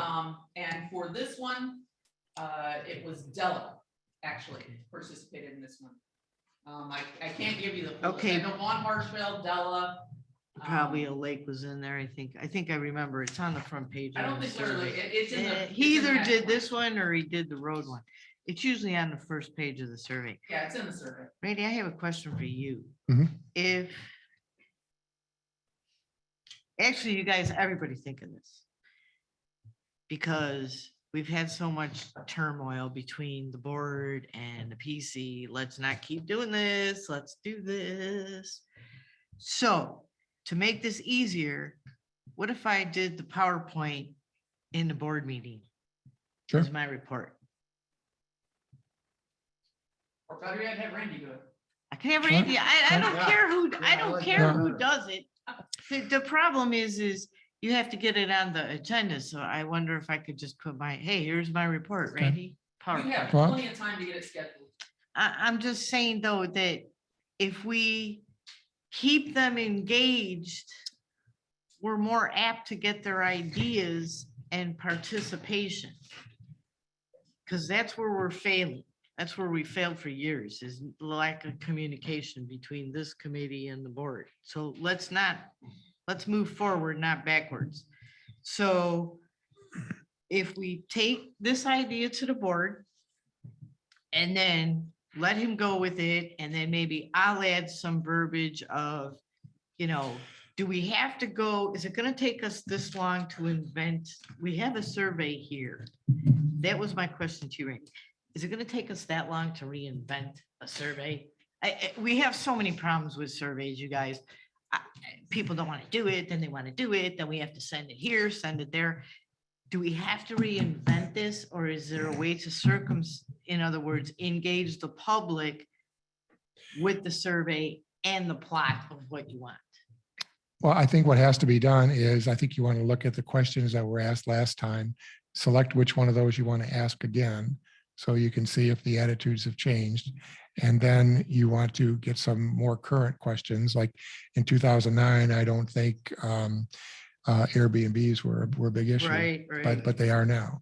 Short-term rental wasn't right, pushed. so we there just could had be- an economy crash. I mean, so So, changed Actually, so the survey was much. done just before the economy crash. So see, now So one you've of the got, big issues was, by the time our results came out, some of them were a moot point, because people would not have answered the same 6 months later. I guess the other thing I would add to that is that you really want to spend time on those questions and making sure that you're asking the correct question. I've joked before that you can sometimes get good answers to bad questions, where people answer it, but then when you're done, it doesn't really tell you anything. So some real critical thinking about how these questions are structured is important, and that's why having a group of people with all the different brain cells, working on it, can be helpful. okay, how do we, Heidi, just a minute. I'm gonna pass it over to Rachel. go ahead. Yeah, I was just wondering, how do we get this work study session? How do we get that one? Who has to approve that? How do you? That's what I was, When that's you what I was have gonna too say. many- That's here. That's here, we don't have to ask permission or, Right, it's the planning commission it's the planning commission's job to produce the master plan. okay, so how are we gonna engage the public? I'm talking about this work group that creates the survey and does the community engagement. How is that group formed? How are we choosing the board person, the PC members, the survey company, and the public, the members of the public? Because I like the idea of having all angles at the table, but I think you're right. If we want to have this in the spring, we need to start now. So what can we do to make that begin now? Get that process rolling? Does the board have to approve who we pick? I don't know how the legal process of that. Can I step in on this one? Rachel? Sure. In the past, the planning commission set it up as a work group. It was set up separately. And what we did was we put out a request to the board that they provide us with one member, and Della was the member that participated. So we had someone other than our regular rep. And then we had a couple PC members. We had, at that time, we had hired actually a firm to do it. But we felt that it was commission has done for as long as I've been on it, that we had a large turnover at the same time I started here, was that Whitewater Township zoning should come from Whitewater. It shouldn't say Manhattan on the bottom of the page. So we made sure that we did not just have a consulting firm handing us a survey. And They getting the handed cut us a and the draft, paste. and then we adjusted it. Just to make sure that the previous background goes into this. Hopefully, key topics will also make it in there. So we may have some key additional new topics we want to add and use their old survey as a base. to So start see, with. we, So you don't legally have to have a survey company. No. We No. are acknowledging No, competent- There's okay, no so we reason don't- No. to do it. That's one of those no, we legal can documents. eliminate, I think we can eliminate them off the list. As far as the board member, I can pretty much get you the board member after his presentation. I'll just say, here's what's next. Who wants to volunteer? Yes. Okay, so then that would take care of the board member. I'll volunteer And for PC. So we need two members. Do you want to volunteer now so that you're jumping in on this immediately? And what we did was we discussed it as a PC, and we also selected a couple members of the public. And I think 2 members of the public is a good way to go. You know, we kind of came up with our total number we were shooting for, picked individual people. We all, had a consensus of the planning commission who was going to be on this board. And then the works committee worked autonomously. Once they were selected, they met separately, different times. Whoever could make it at the meeting. It didn't have the same reporting requirements. Yes, we kept notes and everything. So it was still public. But that way we were getting some fresh opinions, some additional members of the public that were engaged. And we also gave them, hey, here are some key, as a planning commission, we had already come up with, here are 5 other topics we want you to address in some way. I don't remember what the total number was. We want you to address it. Now we would probably say short-term rentals, event barns, standalone storage. Why don't you buildings. just leave it as Aggie Exactly. tourism and then you figure ag out tourism. what Aggie tourism is. So there may be key topics that we want to, as a planning commission, put on the short list for that work session to make sure is incorporated in some way into the. Let's leave it Final stupid, draft. simple and not pick things that might become controversial.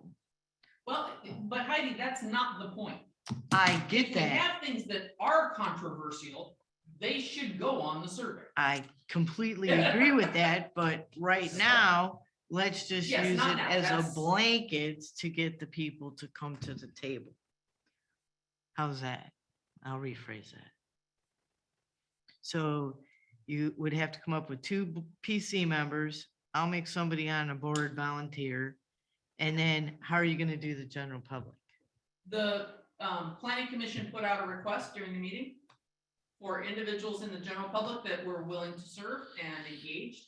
And then remind me if I'm wrong, Mike, because this is going back a decade plus. Please use the mic. Can you Leave. please Wait a use minute, the mic? Oh, can do. We can't I hear know. anything.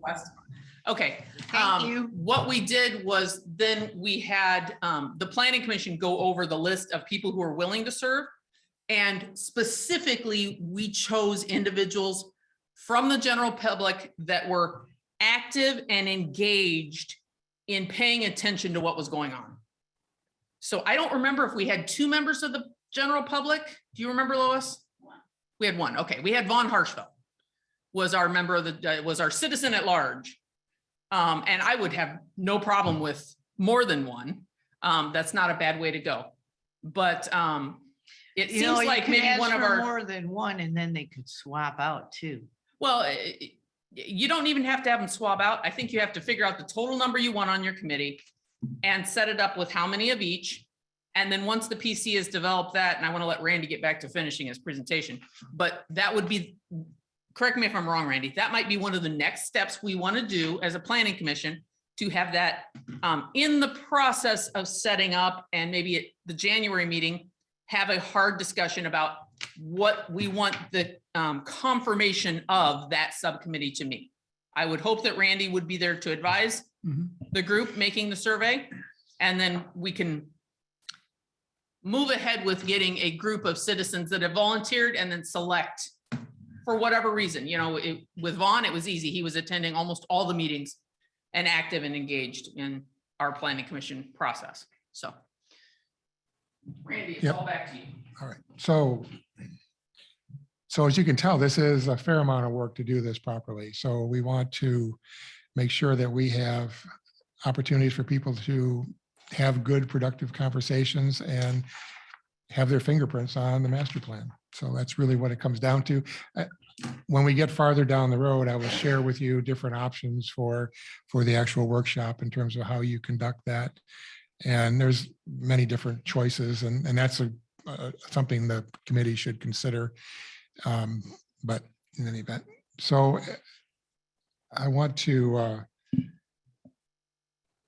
just again explain that while between the meetings, this kind of work is going on, trying to assemble this information. I'll share it with you when we get farther down the road, and we'll share it at the public workshops as well, so that people can have the benefit of the knowledge that we've accumulated here. This isn't really something where the planning commission needs to go through word by word yet. At a later time, we'll get to that. But I do want to make one other appeal here, and that is if anyone has really good pictures of the township that you want to share, please send them over to me. And I will, if there's a place to put them in the master plan, I'll do it with appropriate photo credits. It's sometimes like the challenge when you're a planner like I am for a few years is you look for pictures and then you look outside and there's 6 inches of snow out there and it doesn't look so nice. So you want seasonally, there's pictures of Elk Lake, I'm sure people have, or things that we can weave into the document. So Randy? Yes. If you don't object, I would also want to put, for anybody that heard that, I would like to pass that out to the general public, Sure. if you have no objections. No, not at all. For the general public, if you have an awesome photo of Halloween party, whatever, of something that's of Whitewater Township, feel free to pass it on to the PC and or to Randy directly, so that, we may or may not use it, but we have some magnificent amateur and or professional photographers in Whitewater Township. So anybody that has something that they'd be willing to share, that's open to the general public, not just PC members. Sure, absolutely. It makes the document much more engaging and pleasant to read, and so I've got enough knowledge of the software to put these documents together that I can make that weave it in there as necessary. So that's essentially what I wanted to provide today. I wanted to get this conversation started. I wanted you to know that there is the documents being put together. It is more descriptive information. We need to really focus your energies, though, I think, on this public engagement piece. And this is where I think your knowledge of the community, your knowledge of the people that live here is really invaluable in trying to make this the best master plan it can be. So what are our steps today? What can we do today? And if this is January, what is there anything today to get the ball rolling? Or do we have to wait for another agenda item? So we can do some of it in a board report.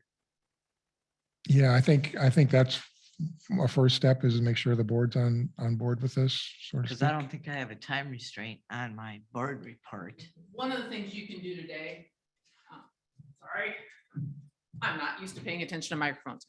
One of the things we can do today is take a really good long look at the survey that we did in 09. I would guess that we're probably going to use half to 3/4 of that Oh, as the man, I base. didn't even get that much.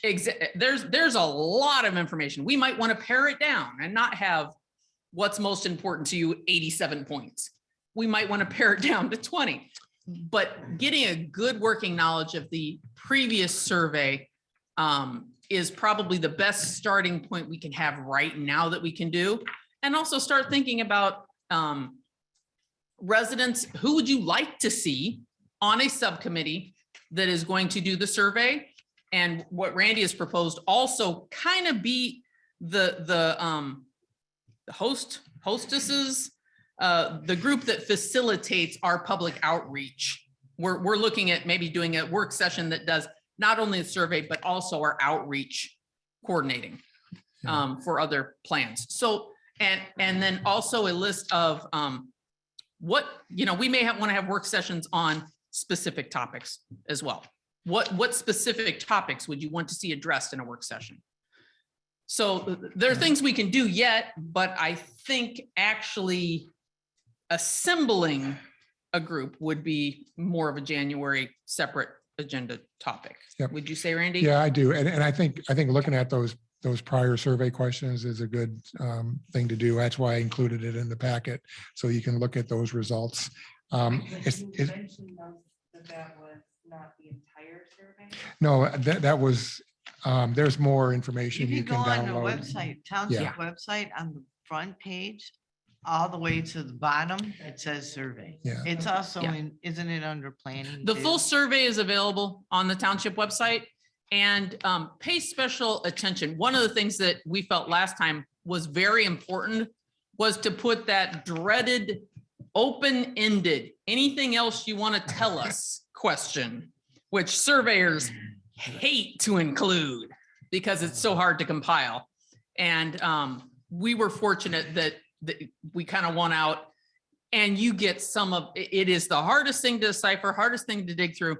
We got some fabulous input from the other stuff we should consider question at the end of the survey. So if you have some time to spend, other than Citizen Planner, reading through those comment pages is you're a wealth of hilarious. information.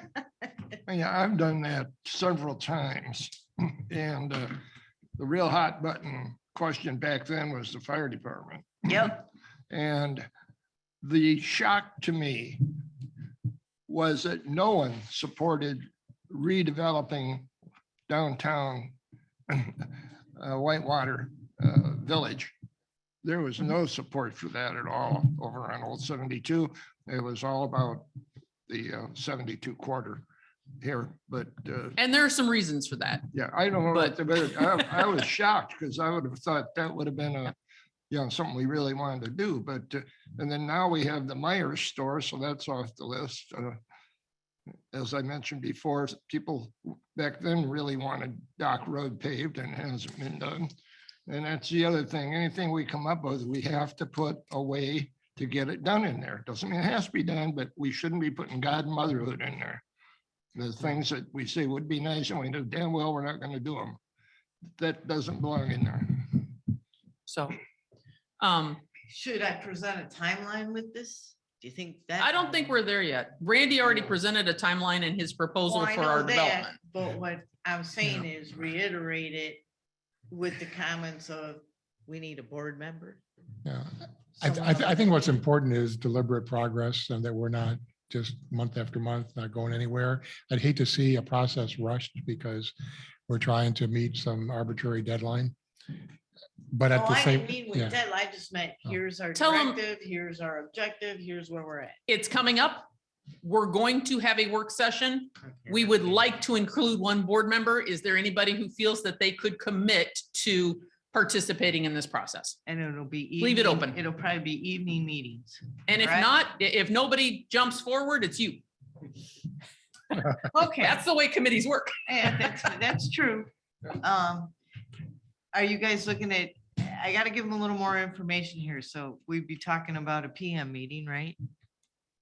Well, hopefully it will be a combination of different times, different Okay, organizations for, most of the time, the survey meeting, we always met in the evening.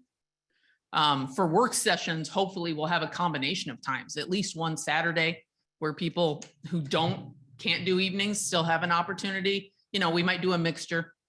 But as far as just give the board a general idea and tell them that I saw a consensus of the PC that we would like either you or preferably even Randy to give the same training he's giving us to the board to let them know what's coming up. If Randy's game for that, well, I think. he maybe you has can to. get it on the agenda. I think And that he might has to. really help the process moving forward. So they kind of have an idea of what we're looking at beyond his original proposal to the board. Okay, here's a thought. we'll start out with it in a board report. And then we'll, as we get more of the information together, throw it in the packet. I would hope that at next month's meeting, we would have an agenda item to set up Okay, the you structure can't, you for. can't make, you're talking about your meeting. I'm correct? saying, I would This hope meeting. at next month's PC Okay. meeting, we would have an agenda item. And I'll still be doing the agenda. So at next month's meeting, we will have an agenda item to discuss exactly how we're going to create this work session group and what components we want to see on it. Do we want a 5-member? Do we want a 9-member? Do we want 13-member? Always keep it an odd number. And we can move forward with getting that structured so that we're keeping up. We want to, as a planning commission, you want to keep up with Randy's timeline so that he's never waiting on us to get around to assembling something. I'd like to Correct. keep up with the pace that he's setting. So at January, we will probably also put out a call to the public when we know what our Put out a what our warrant. list is at the end of the meeting in January. We'll put out a call to the public who would like to be involved and participate in this. This is what we're going to be expecting of you. These are the requirements. This is et cetera. So we'll have a list of what we're looking for. How many PC members, less than a quorum, obviously. How, 1 board member, because you want to keep it low. Who else we want on this board? Do we want Okay, who certain wants to write groups? these expectations that you're coming up with? Come on, somebody take. a It'll piece be of on the pizza. agenda. It'll be on the agenda for next month. Okay, so you're not gonna get anybody thinking about wanting We're going do to it? structure it when it's an agenda item next month, because it is I get really it. not an agenda item So this we- month. Right, so we can't really go too far with it. Yes, Well, I get that. We can't discuss it, but this is education. start thinking. Yes, start thinking. It will be an agenda item to maybe even have the structure. I would hope to have the structure Yeah. finalized in January. Would that Yes, fit I into thi- your timeframe? I think Randy? my point here was just to introduce this whole idea here before tonight. We weren't even thinking this But wasn't do on you the think radar we're screen. okay to next meeting have those be that far along, or are we jumping too fast? The I- expectation, your I- expectations. I'm of- hoping that at the next meeting, there's going to be a conclusion of having the committee put together Okay. so that we can start moving from that point forward with the committee, having their meetings and grinding through the steps of the survey as well as the planning for the workshops. We have to remember that we have part-time residents that are only here in the summertime. And a lot of them eventually will be becoming full-time residents. So we don't want to be putting these surveys out and meetings out too early when these people can't participate. So that's a very important part of our population. And that's a very good Well- thing for the committee to consider is exactly when these workshops are going to be held. Well- Is it going to be in a time when people are here? Weren't you targeting May, June? So I think we're already pretty well set to be sensitive to that. Also, we can discuss next month.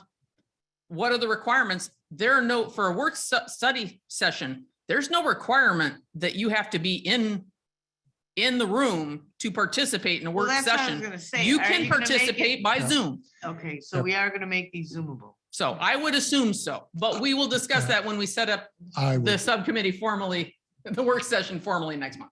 which Okay, happens in January. next Yes. month, happens right. in January, and maybe we should come back to the table and somebody have a nice Yep. flow chart.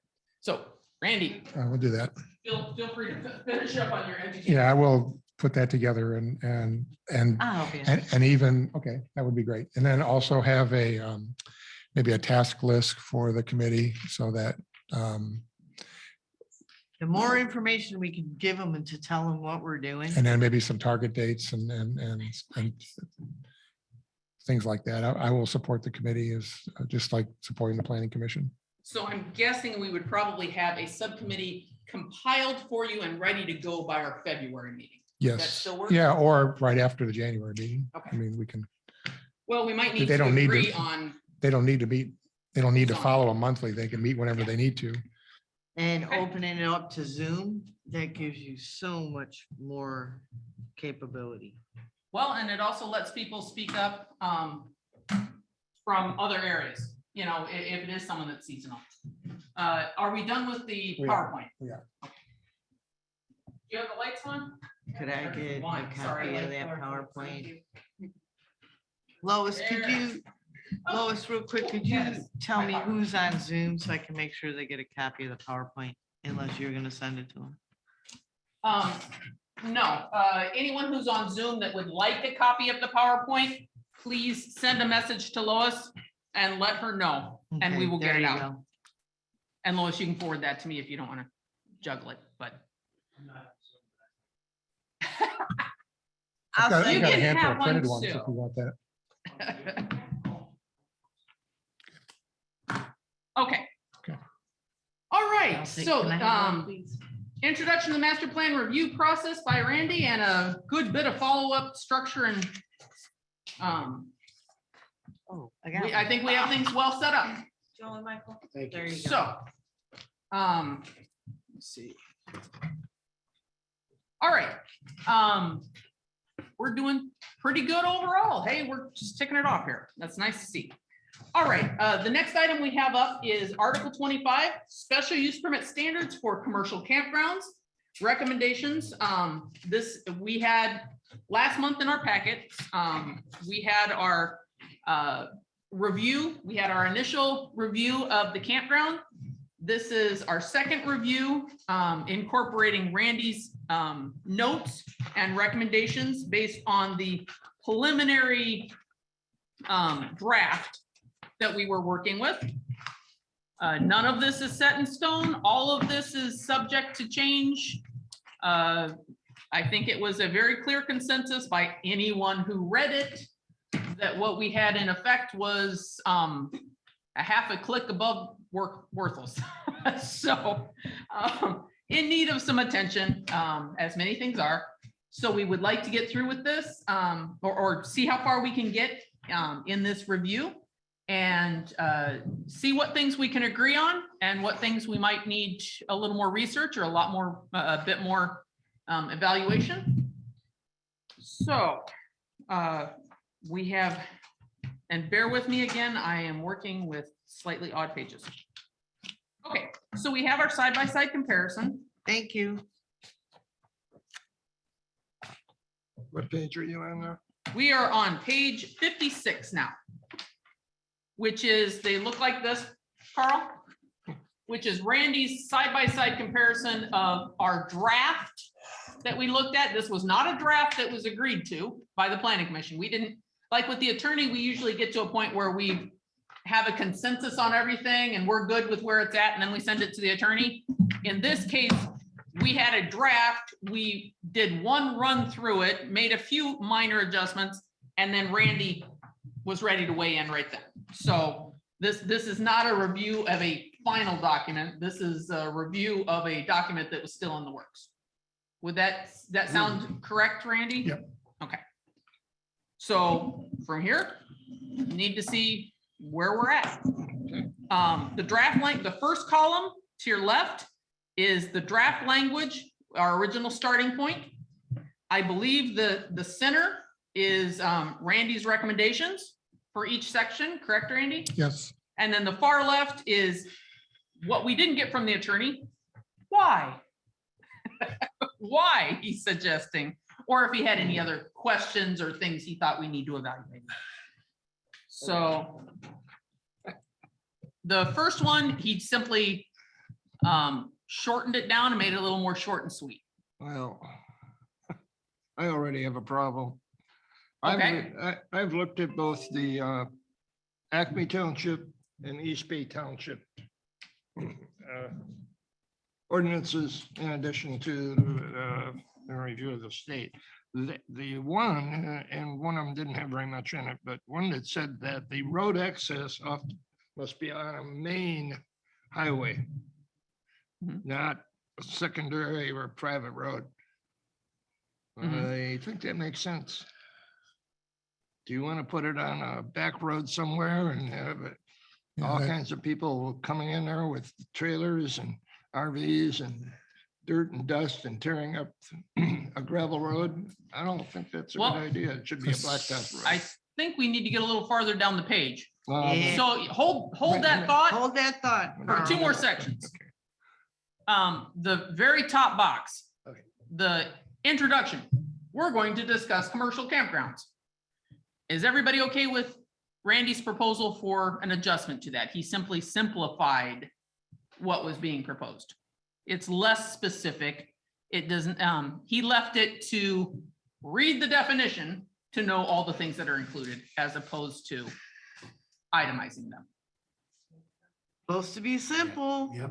Okay, so we have a consensus that we're agreeing to Randy's proposal for that. I don't know that I agree with it. Oh, okay, go ahead, Carl.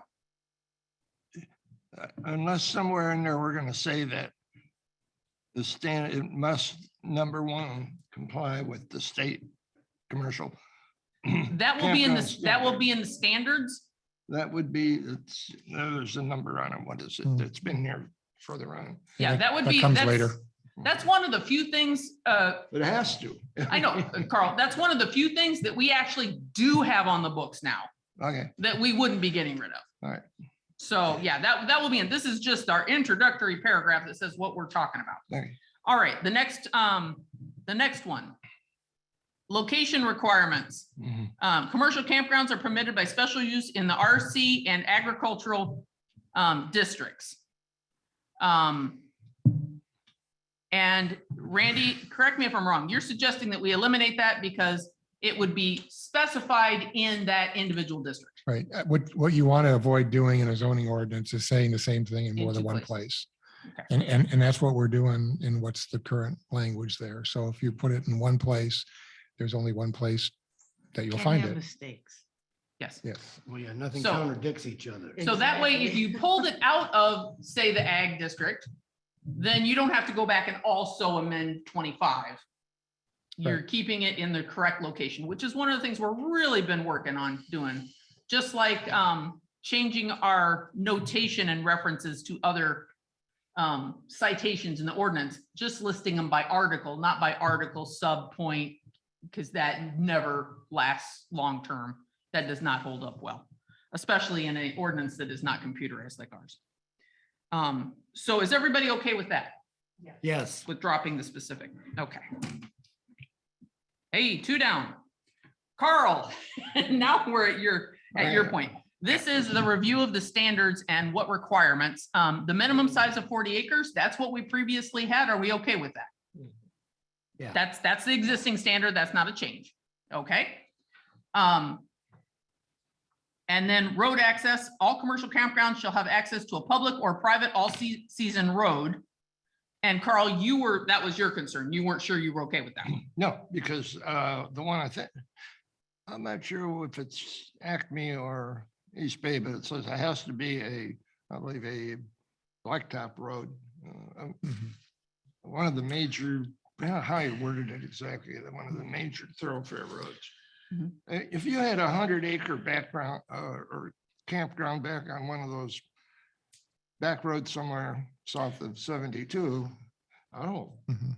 think that'd be a good idea. Exactly. That's For now, I that's why mean, the issue is that's why flagged there we're on the right trying side to- there to Yeah, bring up things that are point. always changing, but That's why what Randy was proposing, correct me if I'm wrong, is yes. that we use our existing standard, that it had to be a commercial, a public or private all-season road, but then adding a traffic impact study so that when it is an issue, it's Oh. being addressed in that way. No, Is that correct? no, that's not correct. I was Okay. actually trying to I wanted to flag that issue about the fact that as written, it says shall have access to a public or private all-season road.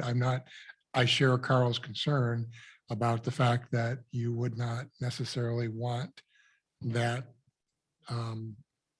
So rather than, I had to put it one way or the other. I left it as is, but I highlighted it so we would talk about that. So, Shouldn't be. a but what problem. you were putting forward was, should this be a county maintained, as opposed to mandating it be paved? A lot of our township is not paved. And a good portion of it probably never will be. Okay, hold on. Don't we already It's just have going to campground? We county have- maintained, But we have 2 campgrounds now. and none of them are on paved roads. Thank you. So, But they're both. but they're both county maintained, correct? maintained. Right, yeah. Yeah. That makes sense. to me. I So- see what you- Shouldn't be Yeah. a private road. Huh? Should not be a private road. So you Well, can it say depends that- though, Carl, because you want to be No, it careful. doesn't depend. Well, It should not be a private Okay. road. I'm not saying you say otherwise. Yeah. I'm gonna give my perspective. I think it depends because it may be a private road off of a county maintained road. If it's a certain access point, it might be a portion of private road as well. And I'm Look at okay with that. You might not be okay with that. I'm Well, okay with it being a partially a private road. I mean, they're very, especially if that private road is part of a campground, that's fine, but if it's, I don't know. On the back of What is a that subdivision, then yeah, it's not so good. Not to Rachel, open- you're not up. to open a can of worms, but we don't really know what a private road is since we don't have it, right? We don't have We have the- standards. We follow the standards of the county. If it's not a county, if it's not a county road, it is a private road Okay, so. or a then- trail, but By it, just using the sentence on the far right, the third column, instead of the one that we have, we just, we solved that whole problem. if we change it to primary access must be off of a primary, off of a county maintained road. You're not specifying paved, but you are specifying county It says maintained. maintained by the road commissioner MDOT. So, Yes. I mean, that kind of covers. Right, that would be a Yeah. public road. Right. So Yes. that, I mean, that makes sense to me. It's a public road, but it isn't necessarily paved public road. I know Carl, The private, you be want part of paved. the campground, that's fine, but not, Okay, but look what we have already, Carl. So if you go down Park to the campground, it's a campground. I don't care what you call it. I don't care who you say owns it. It's a campground. So you have Park, which is, how much of it's maintained by the road commission? The beginning. I believe all of it. to- All of it. right All to the of it? campground. Yeah. Until you hit the campground. Right, Once you hit But- the campground, but you're hitting that campground before you hit that guard shack. oh, yes. Okay, so do you see what I'm saying, You Carl? hit, but The it is county Well, that's- maintains, to the property. that's a bad example because isn't Dock Road a public road? I'm not talking It's about got Dock, homes on it? I'm not talking about Dock Road, I'm talking about Park Oh, Road. yes, yeah, Park Road. Yeah, it has houses on it. Yeah, that's a public road. Okay, not all houses are on public roads in our community. Okay. That's true. Exactly, but what he's saying is it's okay if you attach the private or the county road to the private road. So are you gonna start the campground? You're gonna go, okay, the county maintains to here.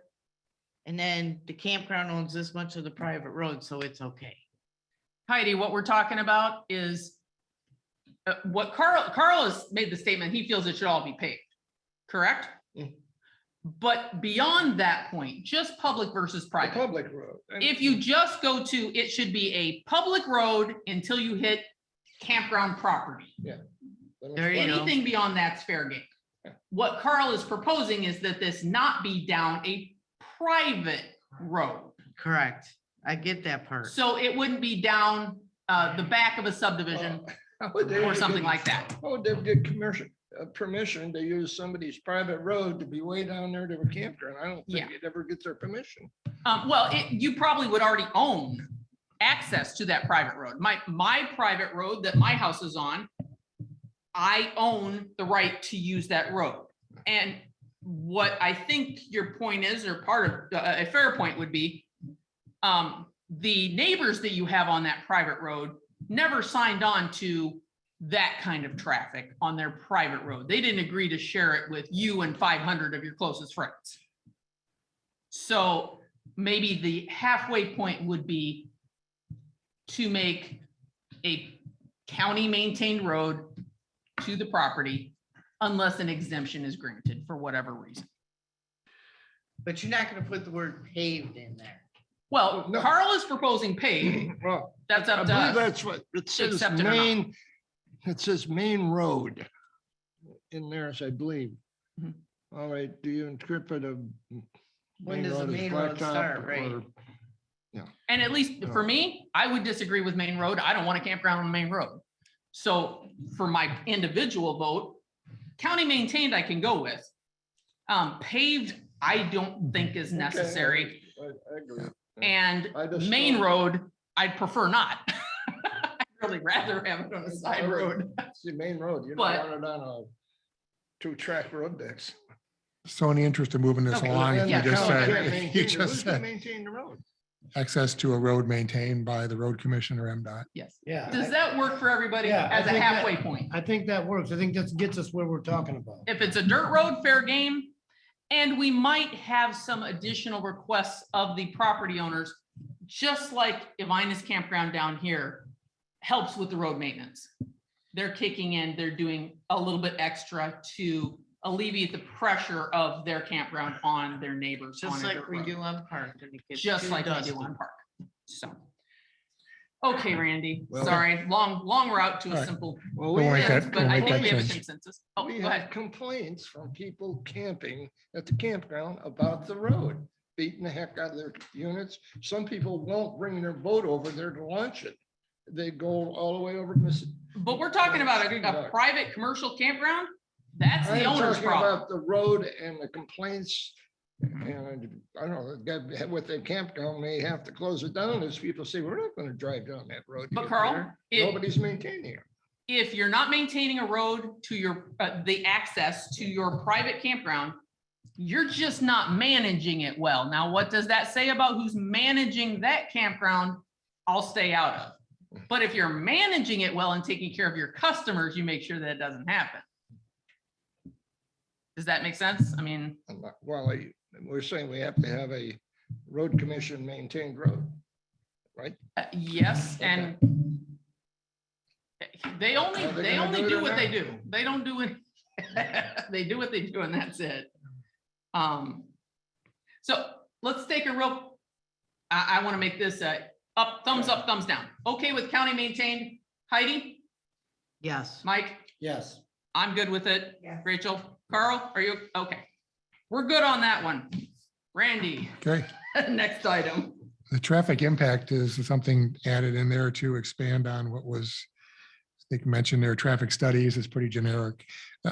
I was struggling a bit with the 100 vehicles in a peak hour because that's about what you get from a fast food restaurant in a peak hour. You're never gonna get that. You're not, campground. yeah, but then with the fact that trailers are slower moving, I guess Creates more traffic. it does. And I don't know if the 100 is the right number for that.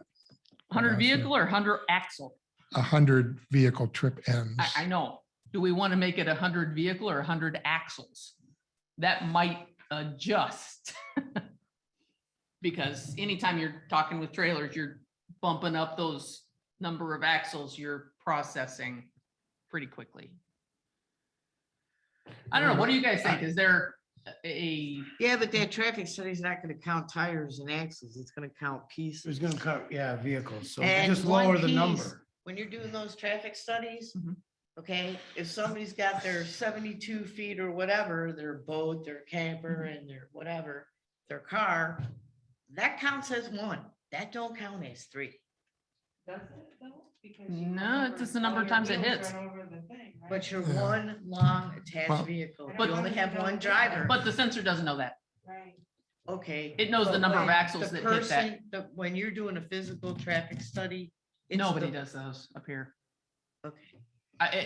They stick a little wire across the road and the number. Okay, well then you're gonna get a count, it's gonna count three, well, maybe, depends how But they set Randy, it up. I think the Go ahead. number should be reduced That- I agree That's with a Randy. simple to- remedy. to Um, to something do you like have- 50, Do 50, you have a 50. suggestion, half? 50, Would that be 50 appropriate? vehicles, whether Okay. there's a trailer or not, just And say is this 50. anticipated? Well, they should be able to, there's actually manuals that tell you a Yes. campground, Per the number of Generates, slots right. that they have. Okay. right? So a traffic engineer should be able to look that up. And 100 is the typical number used for commercial development, but But this is. this is an RV. And I think of large ones with, 40-foot fifth wheels or whatever, pulling things that the traffic impacts are much larger with that. Okay. Anybody have an objection to that one? No. Okay, we're gonna put a traffic study in at 50. Okay. All right, Randy, next item. We are on page 57 Right. with a little 2 above the 57. Setback buffering and screening.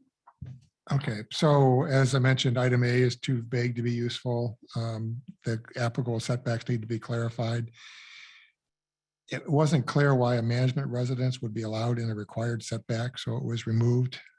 And then tried to improve the screening language, be more specific. I think long-term, we want to update chapter 33, but for now, I've got some additional screening language in there that'll be acceptable. I tend to want to put setbacks into charts where applicable. So that's the changes there. I can tell you right off the bat, I would want, and I understand this is draft. I would want the setbacks specifying that that is the, in the graft, that is the buffer amount, not the setback, Of a building. of a from building. Building, yeah. From, yes. And I think the reason we had, that one primary residence could still be in that district is the single management residence is a single family use and might often be pre-existing to the development of a campground.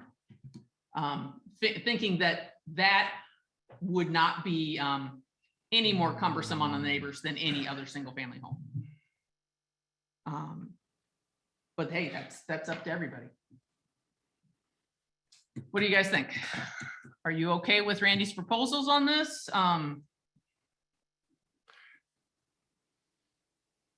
Wouldn't an pre-existing building though be grandfathered in? Not if it became part of the campground development. What if it was already in there when they started? the Then they might development? keep it, well, then they might keep it separate and not conjoin the two parcels, but they might want to use that yard as part of their setback. Otherwise, they'd have to be another 100 feet past that house. Right. I guess. Are you saying, so I read it as the setback is 100 feet. That's the way and the buffering is it's, separate. So you're not doubling up like your 200 feet. no. Mm-mm. Okay, No, that's- that 100-foot area, we wanted to, as I understood the conversation, we wanted to make sure that that 100-foot strip that goes around the property is green, and it's not something that is including with campsites or anything else. That is a green buffer. And that's why the graphic was provided at the end there to show what that looks like to scale if you have a 40-acre parcel, what that 100-foot buffer looks like. So what Yeah. were you saying, then? And you were saying, We had it set that the one residential manager's home could be in that 100-foot setback. And Randy was suggesting that we not allow it. no, I'm okay with that. I thought you were saying that this would specify, I thought you were doubling up for some reason. No, I just No. said I'd like to see that little graph be a little more specific, that is the buffer distance where it just has yard and feet. I want to make sure that that's what you're saying, No, not it's- that it's clear that it's not a, I mean, it's under it, but. I Twice didn't- as Well, much. it's Yeah. really, it really wasn't my intent to have that be just the buffering. That's the setback. It's the okay, buffer yard. and setback. But Yes. regardless, I think that I would like to see the table labeled. Let's put it that way.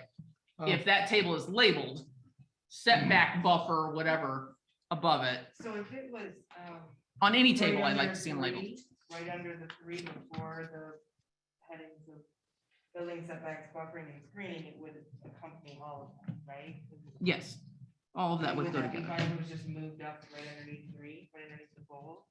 Yeah, what if you put the 3 setbacks, buffering and screening, drop the building sets and put the chart underneath it? Is that what Yeah, you're saying? just move it Well, up. or just put a label on the chart. Okay. Otherwise, when things get moved, it gets touchy because I've seen You could just, the chart get moved with it on the wrong page Oh, and no longer be relevant. So what do you So think, I'm just just saying, label let's it? add a label. I think add the word setback to yard setback, and that Yeah. would do it. Add a label for the chart so that if it gets bounced, which if you read through our buffering district, you'll know what I'm talking about because that will clarify everything I'm talking about, I think. We have a lot of charts and graphs that aren't where they're supposed to be, and they aren't labeled. And they aren't, so it's hard to know if they're even on the right page. Well, so Or they're just that's a missing. problem of just the Word document that needs to be fixed by somebody who knows what they're doing. Yes, exactly. So, hey, that's up to you guys. If you don't feel it needs to be labeled, that's, No, I think I'm one it's person. fine. Are we okay with the standards as Randy has proposed them? I am. I am. Is Carl? that- Isn't some of that already specified in the state? No, As far as where they look, trash cans set and dumpsters and all that, isn't already covered in the state regulation. not that I could find. And our guidelines can be more restrictive. They Yeah, can't be no, I less know they can. restrictive, I'm just- but they might I be more can restrictive. understand that. Okay, I and just- then, I just wondered if there's a conflict there or not, it's- Okay. As far as could be more restrictive, I can understand that. No problem. all right, and going through this, consensus, do you want the maintenance house in or out of the buffer zone?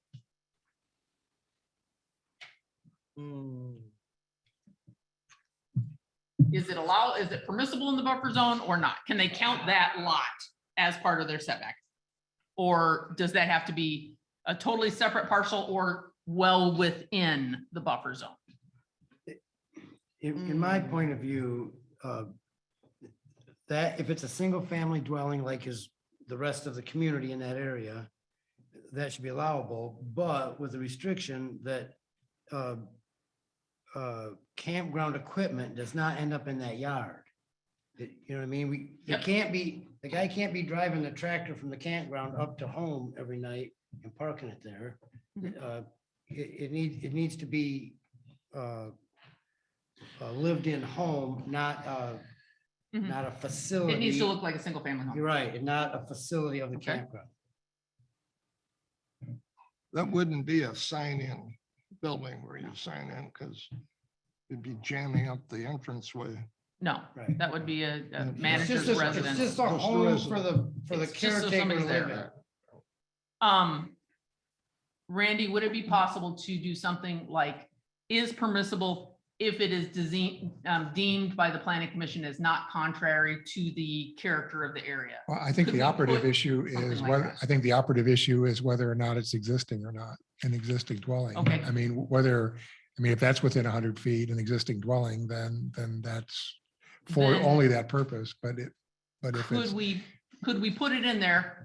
An existing single-family residential home within the setback may be considered if it is determined not in derogatory to the character of the area or something.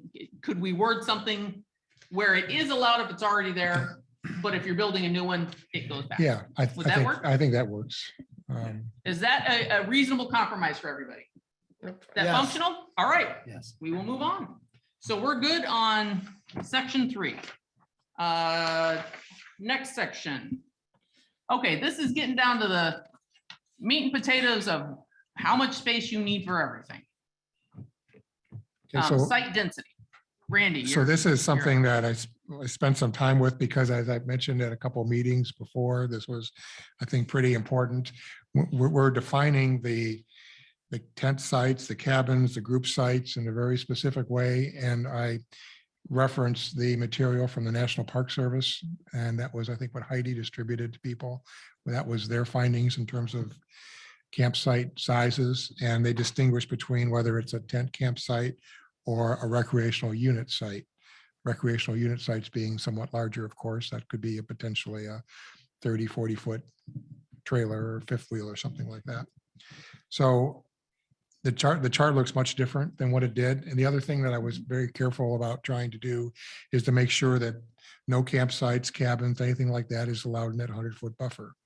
And nor does that count towards the allowed density that you have. You don't take the whole site and divide it by 3,000 square feet and say, that's how many campsites I get.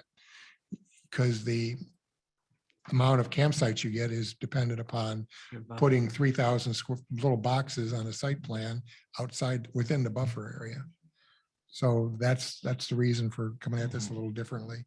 It makes sense to me, especially just looking back through the citizen planner.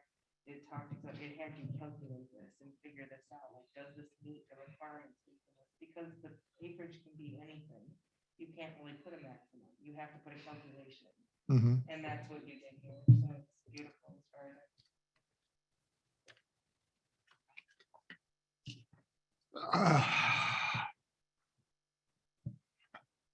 I don't, there's other documents, there's a course on the web about the design of commercial campsites. It's a kind of a course, you just go right through it. I thought I wrote. Carl, But here, your microphone again. oh, there's a course that tells you, discusses campsite size, and it's a little vague. But this is from the campground, the state campground, Traverse City, by the bay. It lists every size of every campsite, and it lists what kind of campers, tents, RVs going to be on there. There isn't one campsite on there that is 3,000 square feet. You do not need that for, if you put that in there, there'll never be a commercial campground in the township. That's ridiculous. That's way too big. The state, the state in their regulations says 1,200 square feet. And I believe it, well, it says 15, that does need to be updated, but 3,000 square feet for a tent. I've camped with a small tent. I've camped with a 29-foot trailer and things in between it. I don't think I've ever been on a campsite that's 3,000 square feet. Randy, the way I took your guidelines was that was your density for the entire property inside of the setbacks. Not that that site had to be 3,000 square feet, but that was the amount of space that might include the road, that might include clubhouse, that might include the pool, that was declaring the density for the project. How were you meaning No. for that to be applied? Again, coming off of what the National Park Service has, their recommendation was 3,000 square feet. Okay, So that's as far as I took it, as far as what that number should be. and what would, if you extrapolate that out to acres, because I have to admit, I think more in acres than I do in square footage in large volume. How many tent sites would you be able to put on an acre?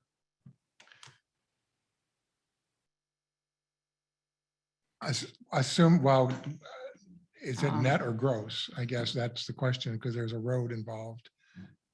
Okay, so Right. if you have, And So, and the geometry would never work out so that Mhm. each one is exactly 3,000 square feet. so if you have, it's all gonna be 40,000 square, 40 acres to work with, to start with.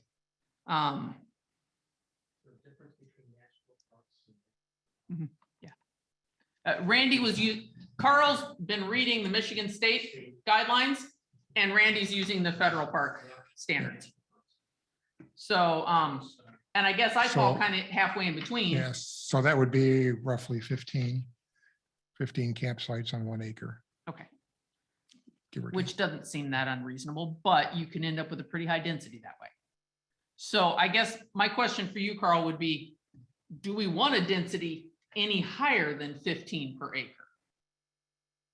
When you're starting with a 40-acre parcel, every time this is done, it's on a 40-acre or more parcel, you're going to be able to use at least 37 acres of that. I got roughly? 36.5. Okay, 36 acres of that. You're looking at 36 acres minus road. That ends up He was a like pretty close. large. I wish campground. someone would please go to the website that discusses, you're talking about usable acres or total acres, because every one of these sites, with some can have hills, some can have ponds. You Understood. can't, then they do not recommend that. They talk about how many the size of the sites, the roads, meeting all those requirements, that's going to tell you how many campsites you can have. If you want to put a regulation to restrict it, you're not going to have any commercial campgrounds. Carl, we're looking at maximum density. So You assuming that should you're not putting be- this in a cornfield, assuming it's going in a boring cornfield that's square and flat, Right. and you can use every square foot of property, Yep. what's the maximum density we want to allow for a campground? Yep. That is at least what I'm looking at here for this maximum guideline. No, most campgrounds are not gonna I don't maximize. know. Because you got to put in the roads, you got to put in the other facilities, the showers, and those are all specified what you need, and it's all going to depend on the park. And that's exactly what this course on commercial campgrounds tells you. Mhm. Is you do it by usable thing, campsite size, not any magic number of campsites per acre. But the campground that we had brought before us on M72 met every state guideline. Yes, But, and maybe you were totally in support of it, no, it wasn't. but it was not well received It- by the general public in Whitewater Absolutely, Township. and. So maybe we want to be a little more, All right, absolutely. I'm saying we can use Okay. a lot of 3,000 acres for a tent. I mean, 3,000 square feet for a tent. I think A that's car really and a calculating picnic in buffer table and a space. picnic table and a fire pit. Well, I mean, if you just Yeah, take go ahead. that was Go ahead. 15 per acre. I'm just telling you, it's not Roughly. gonna work. 14, 15. So, Okay. Carl, if you take that as roughly 15 per acre and say of your 40 acres, 10 of it's used for buffer and roads and this nets, you have 30 acres of usable, that's 450 campsites in 30 acres. That's huge. Well, we have about 300. I don't know how many acres. I don't have total number of acres in state map, but it's about it's a 300 or 400 campsites. And they have the roads, they have. I would not be opposed to So- illustrating But, some you know, of they're that to show talking, what, 1,200 square foot campsites. Okay, So- this is the big one. This question right here is probably the biggest question in us reviewing all of this. So, in the interest of forward momentum, Randy, could you do a couple small mock-ups I would do a of couple what a couple graphics. scenarios would look like? And we'll get what Grand Trip, what they have at the There's state the, park. Yeah, I maybe you'll think we're lead. I can get you the modern, This is to make it's sure just, we bring up the all you gotta do is put Right. modern campsite design on your computer and you'll get this course come right up there that tells you about and there's a couple of things in there about it. And But we you want to know, make sure, it Carl, that varies on we're whether not- you're gonna have a tent, not every campsite has to be usable by a tent and a big RV. You can have they have some are called primitive campsites, but we wouldn't want those. That would be very small where I just put a pup tent on it. But you have to leave a lot of this up to the developer. What is he have expensive campground? High-end camper with big sites for well, then there's pull-through campsites, they're bigger, there's just so many things to be considered. Yep. You leave up to the developer, but we do need a minimum size and maybe it's more than 1,200 square feet. But the I one would thing think we so. don't, Carl, the one thing we usually don't leave up to the developer is the minimum size. Be it a single family home or, in the ag district, it's X number of acres. In the RC district, it's X number of acres. Mhm. In a campground, what's our percentage of an acre, square footage going to be to make our eventual density? So in the interest of moving forward, Randy's gonna do a couple guidelines, a couple ideas, even if it's just numbers. If you have 40 acres, it could be this big. And we will look at it again next month and we'll keep going with the rest of it. Does that work for you, Carl? That's fine. I mean, We're gonna revisit this exact issue. We're gonna revisit this box. don't base anything on the national park. The government's done. They're not gonna make a profit in anything. I will tell you that I will say he's 3,000 right square there, feet.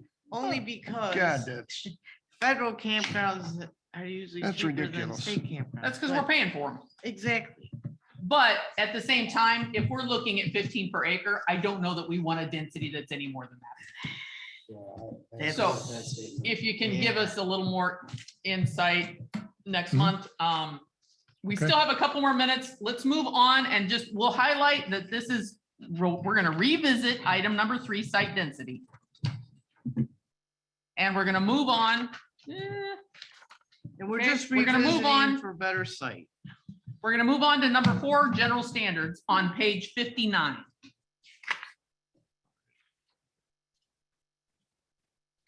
And we have the campground shall provide B. That was our statement that you had to comply with health code.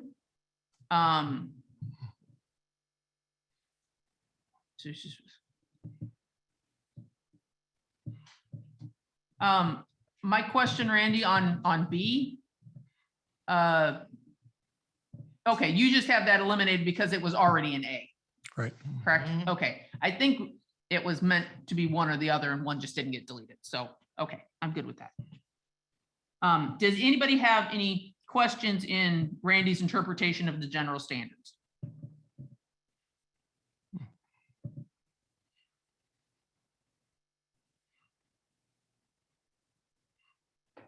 I do have one item. We had regardless of size. We do have a square footage requirement, do we not? Yeah, because if it's, I think the thought process there was Grand Traverse County does not inspect anything under 200 square feet. And we wanted everything to be permitted, period. That's why we had it in there, but I'm okay with it either way. I just want to make sure everybody's aware of that and make sure that that change is okay with everybody. Or do we want sheds, et cetera, also reviewed by construction code? How can they review it if their code doesn't I include? know, it's not in code. That's so true. How Right, could they review right, it? Yeah, You're right. exactly. There's no code, so what do you follow? Yeah, so what are they gonna review? They have no standard to go by.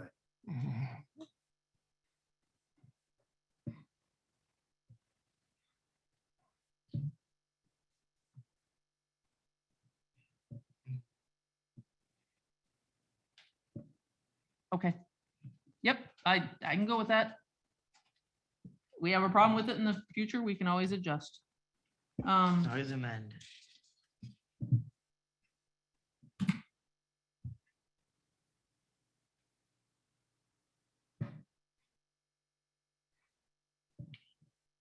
And Randy, you felt that F should be stricken because it wasn't practical.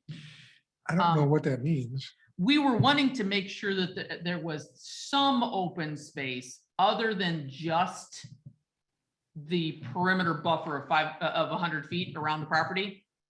Because the Because of campground that fire pits? came to us, no, the campground that came to us for preliminary review met every state requirement. But it was camper to the north, south, east, west. There was not an open square inch. And it set up a scenario where this is a resort. This is a place people come to vacation and play. There's going to be kids here. The only place for a kid to play in that campground was the middle of the road. Right. There was no green. There was no playground. There was the 100-foot buffer around the perimeter was it, and the sewer system was in the buffer. So there was nothing left.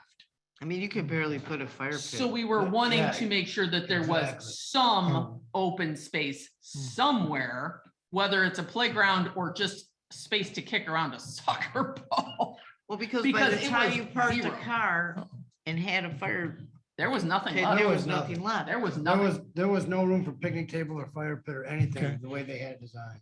So that's what we so- were trying to Right. avoid. So this wasn't a common area. This was each space had to have Each 500. no, this was, there needs to be a common area somewhere.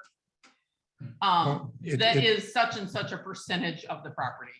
so that there's some open area somewhere. And I'm sure there's a better way to word it than what we have. Maybe that's what I got tripped up on here, because it says Yeah. a common use area shall be provided in the parcel of 500 square feet per campsite. So It was saying in the parcel. on the property, there should be a common area that is the equivalent to 500 square feet for your total number of camp. So if you have 10 campsites, you would have 5,000 square feet of just open space is what we were going for. Rachel. Can that be calculated into the density, or if you increase the square footage, you automatically decrease the number? I mean, they can pack them in like sardines, but they're gonna have more green space. I mean, is there a way to calculate it, put it in that way? Or should it be separate? Well, you kind of don't want just another 50 feet per lot. We were hoping to have an open space somewhere, whether they designated it a playground or not, just so that it wasn't purely utilitarian. So that it was more of a vacation campground than just a moto lodge. Yeah, yeah. Yeah. It looked So- like a so there- trailer park. What they. Yes, so there was more than just facility, you know. Well, Anyway, that was our goal. I'm sure there's a better way Okay. to word it. Yeah, I didn't understand that goal from reading that. the, Go ahead, Mike. the 3,000 square feet per campground, I know that's, you just talked about, this wasn't what we're Mhm. shooting for, but that does kind of alleviate that problem. Mhm. It doesn't allow them to put them right on top of each other. Mhm. So there's another reason for looking at that higher number. Well, I think if I understand Well, right, the density is your The overall state max. requirement is you. Just a have minute, to- Carl. Rachel, then Carl. Okay. So I think how I understand site density, and maybe you can clarify for me, but is that gives you your max number. So you can Mhm. concentrate them very small, but that's the max you can have. So it doesn't say that each site has to be 3,000. It's that once you do that math calculation, you can only have this many. You can put them all in one little spot, or you can spread them out. But regardless, you're always gonna have enough space based on that calculation. Is that correct? I mean, I might not. That's what I'd like to see it said. Yeah, so there'd be more flexibility on each site, but as long as they Right. average 3,000 or 2,500 or Right. 2,000, whatever number we come up with. And that each individual site meets the Michigan state minimum standards, that would take care of it. But I guess the reason we put that in there was to make sure that there was just some spot that was just open. Now, you can use the philosophy that most campground developers are going to do that from a marketability standpoint, but not the one we looked at. It's the one that came to us. That's not what they were doing. No, that's not what they want. It was maximum density and it was maximum, it was just workforce housing. Yeah. Period. It had no merits. It had no clubhouse. There was nothing recreational. We're not Okay, even any walking okay. paths. No, there was no way to even walk around. Yeah, you're right. There was, go play in the middle of the road. The state campground, they say in there, you have to have, I think it's 4 feet clearance between the side of your camper and the lot line so that people can get through, so you're not right on top of the one next to you. That's there. That doesn't mean it can't be more. Mhm. And 1,200, yeah, I want you to have this. And go to that planning site, tells you much bigger ones than what we'd be talking. I mean, there's this stuff in there for luxury campgrounds, for primitive, everything. There's just try to say you can have only so many per 40 acres. Depends on the topography. And what do you want? Do you want just a primitive campground? I don't think a commercial campground would be primitive. Maybe it could, I guess. It might be. It I've been in a might lot of be. them. Yeah. I've stayed in Could a be. lot of them. That means you only need about 1,000 square feet for that, because they show pictures of them with picnic tables, fire pit, room for your tent, room for your car. There's all this information. It's not 3,000 square feet. So, I think, Randy, we're kind of leaning towards 3,000 being the overall density and not the exact Well- specific site density. And if there's any way you can give us a way to require some area of open space somewhere in the campground. That was our goal on Yeah. F, and how we get there, we're very open. Okay. I'm hesitant to support the idea that you take the overall site and divide it by a number and get the campsites, because Okay, I think changing that number from 3,000 downward can make sense. But Okay. I think you still want to have the developer defining the campsite okay. and. Then can you give us, And with an average perhaps too, to give some Okay. flexibility. could you give us a proposal for maybe reduced overall size Yes, with an open space requirement? yeah. I'm So that wondering- it's going to average out to be about the same, that we're lowering the density a little bit, we're having some open space somewhere. Yep. I think you know where we're headed. I do. If you can give us Yep. a shot at that, we'll take a look at it next month. I'm going to throw this out to everybody. We probably have just enough time for public comment. Are you ready to wrap it up and pick up here again next month? Okay. I have one I question. figured during the training, you could slip out. I have one. Go ahead, Heidi. Comment on E for Okay. on-site storage. You want to have them fence that in or not? That's like in each spot. We were saying each spot could hold one for the winter. Oh, so you're gonna This wasn't let like them necessary in store, another area. you're gonna let them store on site. On-site storage of campers. So no, that at least we Because weren't usually proposing that that on- be a, Usually on-site storage is not on the site. Outside, Yeah. yeah, usually they have a. It is a separate entity in the campground. I got copies of it if anyone likes to see how they do it.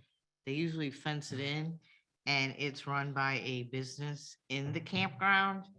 Because even the state has eliminated most of their storage issues because people leave them there and don't come back and get them. let's reevaluate that next month, because I You think got it. that's a bigger conversation Okay, than the 12 minutes we have left. that's fine. Okay, so we have E and F to reconsider, and the previous item number 3, we can pick up at what's currently page 59. It will be a different page next month.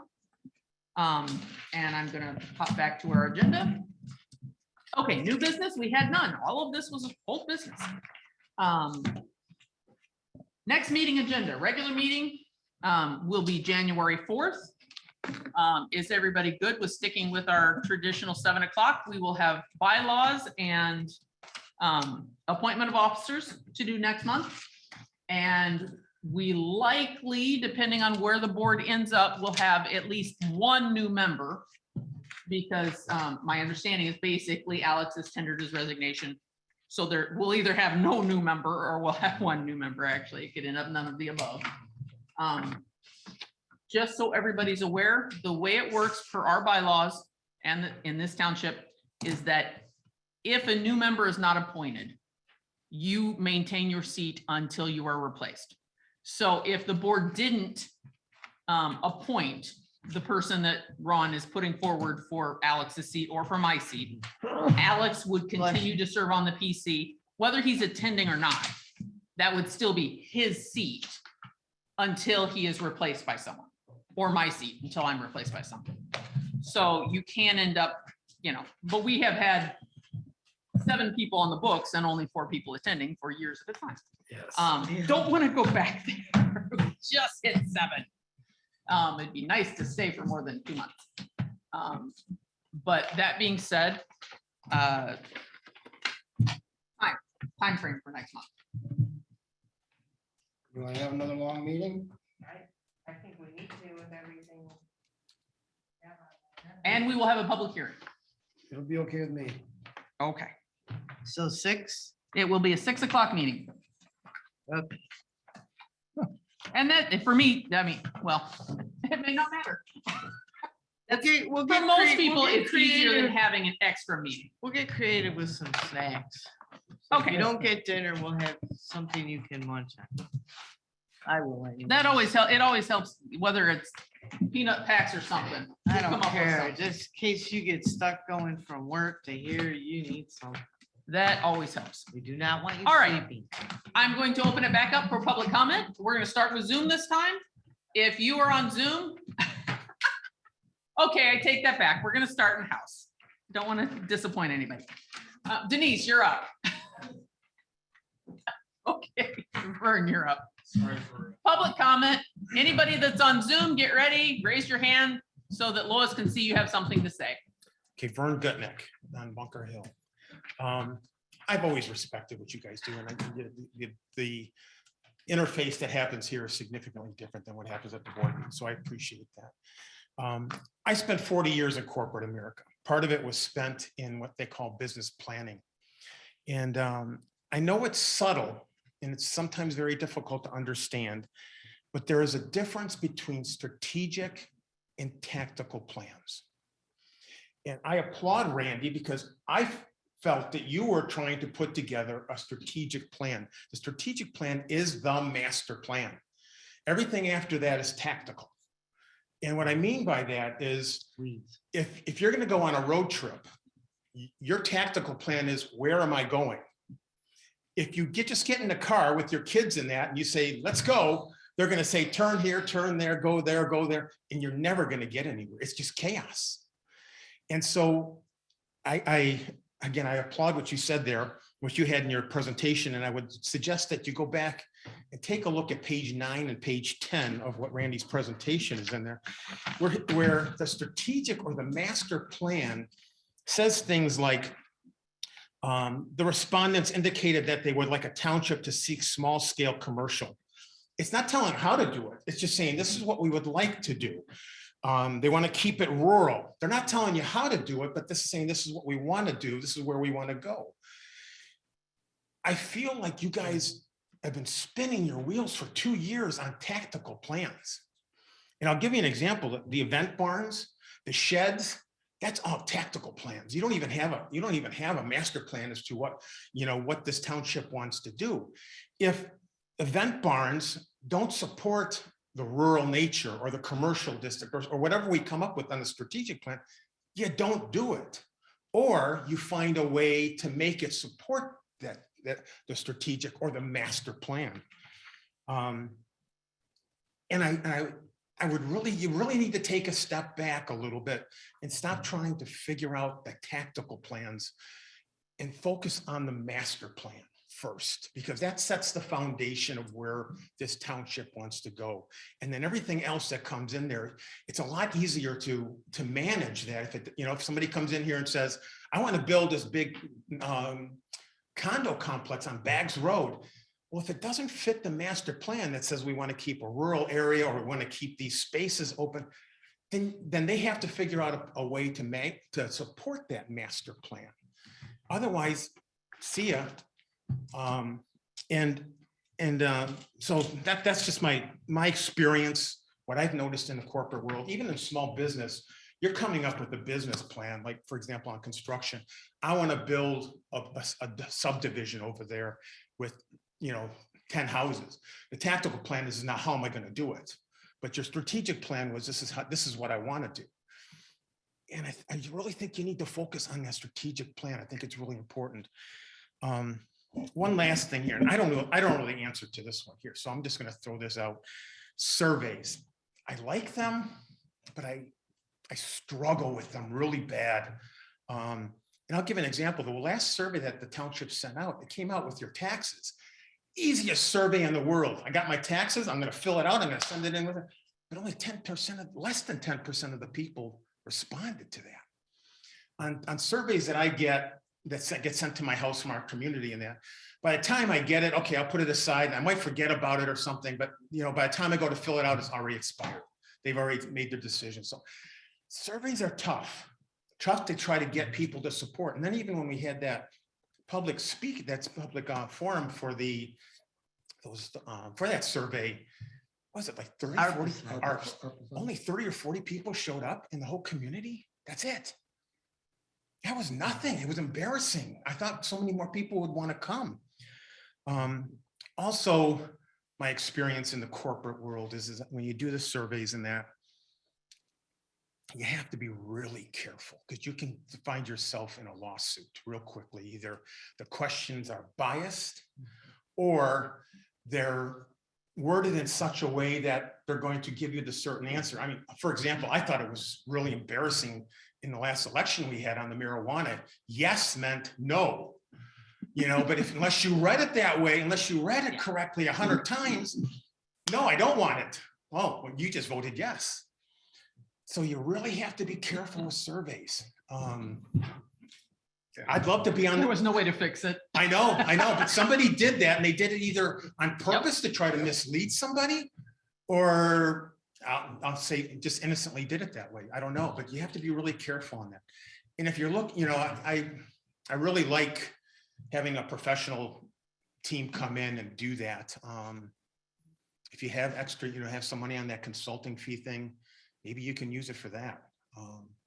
But surveys can be really scary and Brutal. brutal. Thank You you. dropped one of your notes. Oh, Drop thank in, you. you did. Secret notes. Are you volunteering for the list? Because I'm putting your I name down. would. I Okay. would. You can put me down there. We have I was gonna say, we do have a work session coming up. Okay. And for anybody that doesn't realize, Vern was the one that gave us one version of our 5-acre questions when we were working on it previously. Yes. So he's played around with it and had some good points. Well, sorry. It's all yours. Yes, first of all, if you do not come back next month, I want to thank you for all your years of service to the township. Thank you, Denise. And from my spouse, who said he loves the way you run a meeting, nice and tight, start and end in 3 hours. It's a good way to run a meeting. So, Thank you. I don't hear that very often. well, you might not hear it again, but you So- heard it from me. Thank you. I appreciate it. It's always nice to hear positive stuff because there's less of it. Okay, we're moving on to Zoom. Connie Highmore, you have the floor. So in my investigation, the PC writes the master plan, but the board has to adopt it. So Heidi's idea and all of your agreement to that, to involve the board by having Randy present it to them, gives the board an opportunity to be involved. This will increase the possibility of a smooth adoption process. It's an attempt to work together. And I appreciate that olive branch that you are handing the board. I hope they receive it well. The township technology isn't user-friendly for the people on Zoom when using the projector, unfortunately. The camera is just too far away, whether the lights were on or off. I look forward to seeing the master plan that Mr. Melnick is working so hard on. And I will email Lois for a copy of the PowerPoint. Thank you, Randy. It was sad to not be able to hear Rachel Steelman. All of you are important members and all of your voices should be heard. I'd like to suggest you do a microphone check prior to your meetings. Rachel, I appreciate you and your dedication to the PC and the township. I'm sorry that we couldn't hear you tonight. Lots of work done tonight. Good job, everybody. Everybody. Thank you for all you're doing to make Whitewater Township a better place to dwell. Thank you so much. Okay, thank you, Connie. And I don't know how well you can see, but Rachel does have a mask on, so that was I'm sure a factor in the microphone being a little less effective. I don't think her mic worked at all. What was that? I don't think her mic worked at all. I think you're right. It was not on the whole We night. did a mic check and we thought it was on at the time. It was on. It was off. Oh, no. Okay, we're Holler making it. louder her next time, we could hear her, but obviously I can see why you couldn't. Ruh-roh. Yeah, we We checked did check it and she tapped it but at some earlier. point, no. I Okay, didn't touch thank you. Okay, sorry, We'll get Rachel. there eventually. All right, who else do we, was that it, Connie? Yeah, thanks, Okay. Rachel. Sorry about that. That's okay. It's just funny now. Who else do we have on public comment? Nobody. Okay, we will move on. I believe all we have to move on to is motion to adjourn. No, Oh, wait, sorry. Oh, you're right. Sorry. My apologies. Backpedal quick. All right. Continuing education, we have none, but commissioner discussion or comments. So in-house public comments. I take it you have one, Heidi. I have one. Go for it. Right after the pledge, let's change and put a mic check in our agenda. Because we've done this now 4 or 5 times and we keep having the same. We did issue. one. So I know, but let's just keep trying. We do have, just so everybody's aware, It was. yeah, continued use of Zoom is an item on the board's agenda this month. It is. If you want to keep having Zoom, make sure you keep in contact and you let the board know that Zoom is important to you. I can't imagine them canceling Zoom. I don't think there's any excuse for it. This is my own personal public comment, but they can yank it. I'm most certainly hope they don't. And if they do, I hope the PC decides to expend some of their funds to put it back in because it's invaluable. But Heidi, our agenda format is part of our bylaws. So that's what I'm saying. So Bylaws for next month. January, put that on the to-do list for things that could be thrown into our meeting checklist. Okay, then on the Santa list for the board, I will put down that we need to evaluate and reassess our, what do you call that stuff? Technology. And we need to find the funds because everybody should be able to see the nice presentation that Randy took so much You time can to link do. this in to Zoom so that they're If it was logged combined. into Zoom, you could do that. So it's just a matter of getting used to using what that's a $0 expenditure adjustment. That's just an accommodating, we weren't prepped. So are don't we use fixing that it often. here or do we need to go up to fix it? No, we can fix that right here. Okay, so next time sign in on Zoom. Well, I don't know. we'll have to We were struggling to get the learn projector how going. to do it. We'll have to learn how to do it, but it is, our current equipment is capable of doing so. But Correct. how outdated So- is our equipment? You just share your screen You once you're just have to signed do a in. screen. That's share. it? Yeah, Okay. it's not hard. It's All right. doable. It's just a matter of learning. Ron's pretty good with technology. We can work it out without expenditure of funds. It may take expenditure of time and effort. We do it with Parks and Rec. There we go. Okay, so now we So we have to might all need a get on training the session. same page, and I apologize for all you Zoom people that we had difficulties against. It's a new technology. Anytime you have new technology, sometimes you have growing pains. But we Doesn't mean you don't move forward. I know. So, That's all I got. and if not, we can always, if we do have a PowerPoint, we can always include that in the packet so that packet can be followed along with during the meeting as another route, we can do either if you're willing to share in advance. Sure. Okay, any other planning commissioner comment? Carl? I'm looking at page 70 in the packet. And Big Spring, it talks about density, it says, and square footage, et cetera, between 11 to 15 campsites per acre. But, and then when they're talking about the square footage, they're including additional things rather than just the exact density.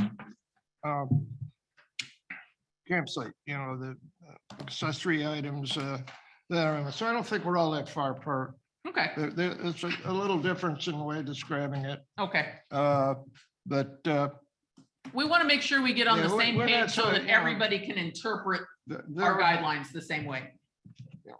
thanks. this does include some of the things that they're saying their square footage does. So it's Okay. apples and oranges a little bit. Both not right or wrong. And I think Randy will be able to come up with a way Yeah, to yeah. make sure we get a little open space in there other than our 100-foot. Because our goal is not to move everyone to playing and hanging out and picnicking on the 100-foot buffer.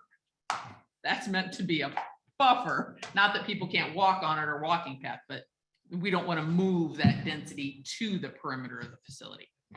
So we will get there. I appreciate all your hard work. We made a lot of progress today. The extra hour, I think, made a huge difference. So we going 6 We're again? going 6 o'clock next month. We'll make Everybody sure. want a friendly reminder? Um, Send out a friendly reminder. I always send out whether or not I'm the chair. Send it out. to 'em. I believe I'm not off until the next meeting if someone is replacing me. Right. So I'll still have the agenda. And Okay. if Mike's taking over the meeting, I'll make sure he has the agenda ready to go. I Okay. will do the packet through January regardless, All right, so that Mike will thank have it ready to put out. Thank you. Does that work, Mike? Yes. I'm not going yet. I'm not going yet. The board has not voted yet. They got a couple weeks before they can kick me off. It'll be tried. I just really quick wanted to say Oh, also sorry, that Rich. if this is Go ahead. your last meeting, I am very thankful for all your years of service and dedication. And we'll miss you if it has to be that way. So hopefully you still come. Thank you. Yeah, please sit out there. and I'm be a not ready to voice. go, Good. but we'll see how it Good. goes. Stay a voice. Yes, hopefully it So, doesn't don't happen, get- well, but if it does. They're not gonna get rid of me whether or not I'm on the PC. No, I have a truck full of them. I'm just in a different truck Meeting tonight. adjourned. They may decide they would rather have me on the PC